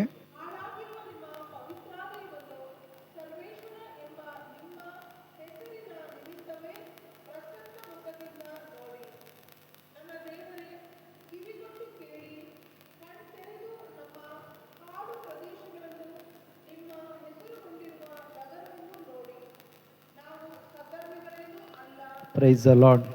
ಏನು ಹೇಳ್ತಾ ಇದ್ದಾನೆ ದಾನಿಯೇಲ? ಸ್ವಾಮಿ, ನಾನು ಸದ್ಧರ್ಮಿ ಅಲ್ಲ, ನಾನು ಒಳ್ಳೆಯವನಲ್ಲ, ಆದರೂ ಕೂಡ ನಿನ್ನ ಮುಂದೆ ಬಂದು ನಾನು ಪ್ರಾರ್ಥನೆ ಮಾಡ್ತಾ ಇದ್ದೀನಿ. ನಿನ್ನ ನಗರವಾದ ಜೆರುಸಲೇಮನ್ನು ವಿರೋಧಿಗಳ ನಾಶ ಮಾಡಿದ್ದಾರೆ, ಹಾಳು ಮಾಡಿದ್ದಾರೆ. ನಿನ್ನ ಹೆಸರಿಗೆ ಅಪಕೀರ್ತಿ ಬಂದಿದೆ. ನಿನ್ನ ನಾಮದ ನಿಮಿತ್ತವಾಗಿ ಮತ್ತೆ ಏನು ಮಾಡು? ಆ ನಗರವನ್ನು ಮತ್ತೆ ನೀನು ಸ್ಥಾಪನೆ ಮಾಡು, ಮತ್ತೆ ನಿನ್ನ ಜನಗಳನ್ನು ಅಲ್ಲಿ ನಿಲ್ಲಿಸು, ನಿನ್ನ ಪರಾಕ್ರಮವನ್ನು ತೋರಿಸು ದೇವರೇ. ನಾನು ನಿನ್ನ ಮುಂದೆ ಮೊಣಕಾಲೂರಿ ಕೈಗೆತ್ತಿ ಪ್ರಾರ್ಥನೆ ಮಾಡುವಷ್ಟು ಯೋಗ್ಯತೆ ನನಗೆ ಇಲ್ಲ ಅಂತೇಳಿ ಕೇಳ್ತಾ ಇದ್ದೇನೆ. ನೋಡಿ ಎಂಥ ಪ್ರಾರ್ಥನೆ! ನಾವು ಸದ್ಧರ್ಮಿಗಳೇನೂ ಅಲ್ಲ, ನಿಮ್ಮ ಮಹಾಕೃಪೆಯನ್ನೇ ನಂಬಿಕೊಂಡು ಈ ಭಿನ್ನಹಗಳನ್ನು ನಿಮ್ಮ ಮುಂದೆ ಯಾವುದನ್ನು ನಂಬಿಕೊಂಡು? ದೇವರ ದಯೆಯನ್ನು, ದೇವರ ಕರುಣೆಯನ್ನು, ದೇವರ ಕೃಪೆಯನ್ನು ನೆನೆಸಿಕೊಂಡು, ಸ್ವಾಮಿ ನಾನು ಪ್ರಾರ್ಥನೆ ಮಾಡ್ತೇನೆ. ನೀವು ಮನಮರುಗುವಂಥ ದೇವರು, ನೀವು ಪ್ರಾರ್ಥನೆಗೆ ಕಿವಿಗೊಡುವಂಥ ದೇವರು. ನೋಡಿ ಎಷ್ಟು ಒಳ್ಳೆ ಪ್ರಾರ್ಥನೆ! ನಿಮ್ಮ ಮಹಾಕೃಪೆಯನ್ನು ನಾವು ಯಾವಾಗಲೂ ಹೇಳ್ತೀವಿ, ಬೈ ಗಾಡ್ ಗ್ರೇಸ್. ದೇವರ ಕರುಣೆ, ದೇವರ ಕೃಪೆ. ಹೊಸ ಒಡಂಬಡಿಕೆಯಲ್ಲ, ಹಳೆ ಒಡಂಬಡಿಕೆಯಲ್ಲೇ ನೋಡಿ ಅವ್ರಿಗೆಲ್ಲ ಗೊತ್ತು. ನಾವು ರಕ್ಷಣೆ ಹೊಂದಬೇಕು ಅಂದರೆ ದೇವರ ಕರುಣೆ ಕೃಪೆ 100% ಬೇಕು. ಆದ್ದರಿಂದ ಹೇಳ್ತಾನೆ, ಸ್ವಾಮಿ ನಾವು ಒಳ್ಳೆಯವರಲ್ಲಪ್ಪ. 3:23 ಪೌಲ ರೋಮ ಅದನ್ನೇ ಹೇಳಿದ್ದು, ಯಾವ ಮನುಷ್ಯನೂ ಒಳ್ಳೆಯವನಲ್ಲ, ಎಲ್ಲರೂ ಪಾಪಿಗಳೇ. ಆವತ್ತು ನೋಡಿ ಆ ಕನ್ವಿಕ್ಷನ್ ಅವನಿಗೆ ಸಿಕ್ಕಿತ್ತು ದಾನಿಯೇಲನಿಗೆ. ಅದಕ್ಕೆ ಹೇಳ್ತಾನೆ, ನಾನು ಒಳ್ಳೆಯವನಲ್ಲ, ನಾನು ಪರಿಶುದ್ಧನಲ್ಲ, ಆದರೂ ಸ್ವಾಮಿ ನಿಮ್ಮ ಮುಂದೆ ನಾನು ಏನು ಮಾಡ್ತಾ ಇದ್ದೀನಿ? ನಿಮ್ಮ ಜನಗಳಿಗಾಗಿ, ನಿಮ್ಮ ನಗರಕ್ಕಾಗಿ ನಾನು ಪ್ರಾರ್ಥನೆ ಮಾಡ್ತಾ ಇದ್ದೀನಿ. ನೀವೇನು ಮಾಡಿ? ಕರುಣೆ ತೋರಿಸಿ, ನೀವು ದಯೆ ತೋರಿಸಿ. ನೀವು ಕರುಣೆ ತೋರಿಸಿದರೆ ಖಂಡಿತವಾಗಿ ಏನಾಗುತ್ತೆ? ಆ ಕೆಲಸ 100% ಆಗುತ್ತೆ. ದಾನಿಯೇಲನಿಗೆ ಅದು ಚೆನ್ನಾಗಿ ಗೊತ್ತಿತ್ತು. ನೋಡಿ, ದಾನಿಯೇಲನಿಗೆ ಅಂಥ ಪ್ರಾರ್ಥನೆ ಬರಬೇಕು ಅಂತ ಹೇಳಿದ್ರೆ ಆತನು ತನ್ನನ್ನೇ ಸಿದ್ಧ ಮಾಡಿಕೊಂಡಿದ್ದ. ಪ್ರಿಯರೇ, ನಾನು ಆಗಲೇ ಹೇಳಿದಾಗೆ ಆತನಿಗೆ ಒಂದು ಒಳ್ಳೆ ಕನ್ವಿಕ್ಷನ್ ಇತ್ತು. ಆತನಿಗೆ ಮೋಶೆ ಧರ್ಮಶಾಸ್ತ್ರ ವಿಧಿ ನಿಯಮ, ಆ ನಿಯಮ ಏನು ಹೇಳುತ್ತೆ ಆ ನಿಯಮ ಆತನಿಗೆ ಚೆನ್ನಾಗಿ ಅರ್ಥವಾಗಿತ್ತು. ಈಗ ನೋಡಿ, ಎಕ್ಸಾಂಪಲ್ ನಾವು ಹೇಳೋದಾಗಿದ್ದರೆ, ನಮ್ಮ ಒಂದು ಕಾನ್ಸ್ಟಿಟ್ಯೂಷನ್ ಏನು ಹೇಳುತ್ತೆ? ನಮ್ಮ ಕಾನೂನು ವಿಧಿ ನಿಯಮಗಳೇನು ಹೇಳಿರುತ್ತೆ, ಅಥವಾ ನಾವು ರಸ್ತೆಯಲ್ಲಿ ಹೋಗುವಾಗ ಅದಕ್ಕೆ ಒಂದು ನಿಯಮ ಇದೆ, ಅಥವಾ ಕೊಲೆ ಮಾಡಿದ್ರೆ ಅದಕ್ಕೆ ಒಂದು ಲಾ ಇದೆ. ಪ್ರತಿಯೊಂದು ಕೂಡ ನಮಗೆ ಅರ್ಥ ಆಗಿದೆಯೋ ಇಲ್ವೋ, ಅಲ್ಪ ಸ್ವಲ್ಪ ಅರ್ಥವಾಗಿರೋದ್ರಿಂದ ಆದರೂ ನಾವೇನು ಮಾಡ್ತಾ ಇದ್ದೀವಿ ಇವತ್ತು, ಭಯಭಕ್ತಿಯಿಂದ ಜೀವನ ಮಾಡ್ತಾ ಇದ್ದೀವಿ. ಸಿಗ್ನಲ್ಗಳು ಜಂಪ್ ಮಾಡೋದಕ್ಕೆ ಹೋಗಲ್ಲ, ನಿಲ್ಲಿಸ್ತೀವಿ. ಕೆಲವು ವೇಳೆ ಜಗಳ ಆಗಕ್ಕೆ ಹೊಡೆಯೋ ಚಾನ್ಸಸ್ ಇದ್ರೂ ಕೂಡ ಹೊಡೆಯಲ್ಲ, ಕೊಲೆ ಮಾಡೋ ಚಾನ್ಸಸ್ ಇದ್ರೂ ಕೂಡ ಏನು ಮಾಡಲ್ಲ. ಯಾಕೆ ಅಂತ ಹೇಳಿದ್ರೆ ಕಾನೂನು ಏನಾಗಿದೆ, ನನಗೆ ಸ್ವಲ್ಪ ಅರ್ಥವಾಗಿರೋ ಕಾರಣ ನಾನು ಅದನ್ನು ಮಾಡೋದಕ್ಕೆ ಹೋಗಲ್ಲ. ಈ ರೀತಿಯಾಗಿ ದೇವರ ಕಾನೂನು ದಾನಿಯೇಲನಿಗೆ ಚೆನ್ನಾಗಿ ಅರ್ಥವಾಗಿತ್ತು. ಆದ್ದರಿಂದಲೇ ಆತನು ಆ ವಿಧಿ ನಿಯಮಗಳನ್ನು ಮತ್ತೆ ಜನಗಳು ಅರ್ಥ ಮಾಡಿಕೊಂಡು ಅದನ್ನು ಕೈಗೊಂಡು ನಡೀಲಿ ಅಂತೇಳಿ ದೇವರ ಬಳಿ ಪ್ರಾರ್ಥಿಸ್ತಾ ಇದ್ದಾನೆ. ಅಷ್ಟು ಮಾತ್ರವಲ್ಲ, ತನ್ನನ್ನು ಸಂಪೂರ್ಣವಾಗಿ ಆ ಒಂದು ಸೆಲ್ಫ್ ಕಂಟ್ರೋಲ್ ಏನಿತ್ತು ತನ್ನನ್ನೇ ತಾನು ಕಂಟ್ರೋಲಲ್ಲಿ ಇಟ್ಕೊಂಡಿದ್ದ. ಯಾವುದೇ ರೀತಿಯಾಗಿ ಅಶುದ್ಧವಾದದ್ದು ಅಂದರೆ ದೇವರ ವಿಧಿ ನಿಯಮಗಳಿಗೆ ವಿರುದ್ಧವಾದದ್ದು ಯಾವುದೇ ಕಾರ್ಯಗಳನ್ನು ಆತನು ಮಾಡೋಕ್ಕೆ ಹೋಗ್ತಾ ಇರಲಿಲ್ಲ. ಬದಲಾಗಿ ಇಲ್ಲಿ ದಾನಿಯೇಲ ಒಬ್ಬನೇ ಪ್ರಾರ್ಥನೆ ಮಾಡಲಿಲ್ಲ ಪ್ರಿಯರೇ, ಆತನ ಜೊತೆ ಇನ್ನೂ 3 ಜನ ಇದ್ದರು, ಅವರೇ ಶದ್ರೇಕ್, ಮೆಷಕ್, ಅಬೇದ್ನೆಗೋ. ಅದಕ್ಕೆ ಆತನ ಹೇಳ್ತಾನೆ, ನಾವು ಸದ್ಧರ್ಮಿಗಳಲ್ಲ. ನಾವು ಆತನೊಬ್ಬನಿಗೆ ಹೇಳ್ತಾ ಇಲ್ಲ, ತನ್ನ ಜೊತೆಯಲ್ಲಿ ಪ್ರಾರ್ಥನೆ ಮಾಡೋರನ್ನು ಸೇರಿ ಕೂಡ ಹೇಳ್ತಾನೆ. ಹಾಗಿದ್ರೆ ಇಲ್ಲಿ ಎಷ್ಟು ಜನ ನಾವು ಒಳ್ಳೆಯವರಿದ್ದೀವಿ? ನಾವು ಪ್ರಾರ್ಥನೆ ಮಾಡೋರಲ್ಲಿ ಎಷ್ಟು ಜನ ಒಳ್ಳೆಯವರಿದ್ದೀವಿ? ಒಂದು ವೇಳೆ ಒಳ್ಳೆಯವರು ಅಂತೇಳಿ ಅದು ಕರೆದಿದ್ರೆ ಅವರು ಯೇಸು ಮಾತ್ರ. Praise the lord. ದೇವರ ಮುಂದೆ ನಮ್ಮನ್ನು ನಿರ್ದೋಷಿಗಳು, ನಿಷ್ಕಳಂಕರು ಅಂತೇಳಿ ನಮ್ಮನ್ನು ಕರೆದಿದ್ದಾರೆ ಅಂತೇಳಿದ್ರೆ, ಪೌಲ ಹೇಳುವಾಗ 8:32 ರೋಮ ಹೇಳ್ತಾರಲ್ವ, ನಮ್ಮನ್ನು ಈ ಲೋಕ ಏನು ದೋಷಿಗಳು, ಪಾಪಿಗಳು ಅಂತೇಳಿ ಕರಿಬೋದು. ಆದರೆ ನಮ್ಮನ್ನು ಎಲ್ಲ ಪಾಪದಿಂದ ಬಿಡುಗಡೆ ಮಾಡಿ ನಮ್ಮನ್ನು ನಿರ್ದೋಷಿಗಳು ಅಂತೇಳಿ ಕರೆದಿರೋದು ಯಾರು? ಯೇಸು ಮಾತ್ರ ಪ್ರಿಯರೇ. Praise the lord. Hallelujah, hallelujah. ನೋಡಿ, ದಾನಿಯೇಲನಿಗೆ ಈ ವಿಷಯಗಳು ಚೆನ್ನಾಗಿ ಅರ್ಥ ಆಗಿತ್ತು. ಆದ್ದರಿಂದಲೇ ದಾನಿಯೇಲ ತನ್ನನ್ನೇ ಕಂಟ್ರೋಲಲ್ಲಿ ಇಟ್ಕೊಂಡಿದ್ದ. ಅಷ್ಟು ಮಾತ್ರವಲ್ಲ ಪ್ರಿಯರೇ, ಆತನ ಒಂದು ಪ್ರಾರ್ಥನೆ ದೇವರಿಗೆ ಇಷ್ಟ ಆಗ್ತಾ ಇತ್ತು. ಆತನ ಪ್ರಾರ್ಥನೆ ಏನಾಯಿತು, ದೇವರಿಗೆ ಇಷ್ಟವಾಗ್ತಾ ಇತ್ತು. ಅದನ್ನು ಸ್ವತಃ ದೇವದೂತನೇ ಬಂದು ಹೇಳ್ತಾನೆ. ಅದೇ ಅಧ್ಯಾಯದಲ್ಲಿ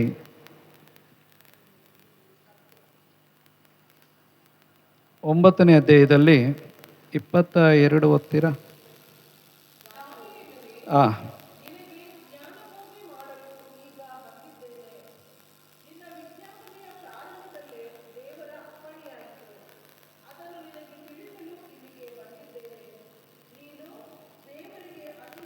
ಪ್ರೈಸ್ ದಿ ಲಾರ್ಡ್. ನೀನೇನಾಗಿದ್ದೀಯ ದೇವರಿಗೆ? ದಾನಿಯೇಲನು ದೇವರಿಗೆ ಏನಾಗಿದ್ದ? ನಾವು ಕೂಡ ಏನಾಗಬೇಕು? ದೇವರಿಗೆ ಪ್ರಿಯರಾಗಬೇಕು, ಅತೀ ಪ್ರಿಯರಾಗಬೇಕು. ಈಗ ತುಂಬ ಪ್ರೀತಿ ಮಾಡೋದಾಗಿದ್ದರೆ ನಾವು ಒಬ್ಬನನ್ನು ಅವನಿಗೋಸ್ಕರ ಏನು ಬೇಕಾದರೂ ಮಾಡ್ತೀವಿ, ಮಾಡಲ್ವಾ? ಹಾಗಿದ್ರೆ ದೇವರು ನನ್ನನ್ನು ಪ್ರೀತಿ ಮಾಡಿದ್ರೆ ನನಗೆ ಏನು ಬೇಕಾದರೂ ಮಾಡ್ತಾರೆ, ಮಾಡಲ್ವಾ? ತನ್ನ ಮಗನನ್ನೇ ಕೊಟ್ಟಂಥ ದೇವರಿಗೆ ಇನ್ನೇನು ಕೊಡೋದಕ್ಕಾಗಲ್ಲ. ನೋಡಿ, ಈ ಗ್ರೀಕಲ್ಲಿ ಈ 3:16 ಯೌವನ ಇದೆ ಅಲ್ವಾ, ದೇವರು ಲೋಕವನ್ನು ಎಷ್ಟಾಗಿ ಪ್ರೀತಿಸಿದ್ರು ಅಂದರೆ, ಈ ಗ್ರೀಕ್ ವಿದ್ವಾಂಸರು ಹೇಳ್ತಾರೆ, ದೇವರಿಗೆ ಒಂದೇ ಆಪ್ಷನ್, ಕೊನೆ ಆಪ್ಷನ್, ಒಂದೇ ಮಾರ್ಗ ಇದ್ದಿದ್ದೇನು ಅಂತ ಹೇಳಿದ್ರೆ ಯೇಸುವನ್ನು ಬಲಿಯಾಗಿ ಕೊಡಬೇಕು. ಈ ಮಾರ್ಗ ಬಿಟ್ಟರೆ ಬೇರೆ ನೆಕ್ಸ್ಟ್ ಮಾರ್ಗ ದೇವ್ರಿಗೂ ಇಲ್ವಂತೆ. ಅದೊಂದೇ ಮಾರ್ಗ, ಯೇಸುವನ್ನು ಬಲಿಯಾಗಿ ಕೊಡಬೇಕು ಶಿಲುಬೆ ಮೇಲೆ. ಅದನ್ನು ಬೇಕಾಗಿದ್ದರೆ ಅವರು ತಡಿಬಹುದಾಗಿತ್ತು, ಆದರೆ ಅವರು ಅದೇ ಮಾರ್ಗವನ್ನು ಆರಿಸಿಕೊಂಡ್ರು. ಯಾಕೆ ಅಂತ ಹೇಳಿದ್ರೆ ದೇವರು ನಮ್ಮನ್ನು ತುಂಬ ಪ್ರೀತಿ ಮಾಡ್ತಾರೆ. ಆ ಪ್ರೀತಿಯನ್ನು ಏನು ಮಾಡಬೇಕು, ನಾವು ಒಬ್ಬೊಬ್ಬರು ಕೂಡ ಅರ್ಥ ಮಾಡಿಕೊಳ್ಬೇಕು ಅಂತೇಳಿ ದೇವರು ಏನು ಮಾಡಿದ್ರು, ಯೇಸು ಕ್ರಿಸ್ತರ ರಕ್ತಧಾರೆ ಎರೆಯುವಂತೆ ಸಮ್ಮತಿಯನ್ನು ಕೊಟ್ಟಿದ್ರು. ತಾವು ಎಷ್ಟು ಪ್ರೀತಿ ಸ್ವರೂಪರು, ನ್ಯಾಯವಂತ ದೇವರು ಅಂತೇಳಿ ಅವರು ಈ ಲೋಕಕ್ಕೆ ತೋರ್ಪಡಿಸಲು ಅವರ ಉದ್ದೇಶ ಆಗಿತ್ತು ಪ್ರಿಯರೇ. ನೋಡಿ, ಇಲ್ಲಿ ದಾನಿಯೇಲ ದೇವರಿಗೆ ತುಂಬ ಅತಿ ಪ್ರಿಯನಾಗಿದ್ದ. ಯಾರು ಬಂದು ಹೇಳ್ತಾ ಇರೋದು ಸಾಕ್ಷಿ? ನಾನು ಮನುಷ್ಯನ ಒಂದು ಸಾಕ್ಷಿ ಅಲ್ಲ. ನಾನು ಹೇಳ್ಬೋದು ಸ್ಟೀಫನ್ ತುಂಬ ಒಳ್ಳೆಯವನು ಅಂತೇಳಿ. ನನ್ನ ಸಾಕ್ಷಿ ದೇವರು ತಗೊಳ್ತಾರಾ? ಸ್ವರ್ಗದಲ್ಲಿ ತಗೊಳ್ತಾರಾ? ಇಲ್ಲ ನೀವು ನನ್ನನ್ನು ತುಂಬ ಒಳ್ಳೆಯವನು ಅಂತೇಳಿ ಹೇಳ್ಬೋದು. ನಿಮ್ಮ ಸಾಕ್ಷಿ ಸ್ವರ್ಗದಲ್ಲಿ ತಗೊಳ್ತಾರಾ?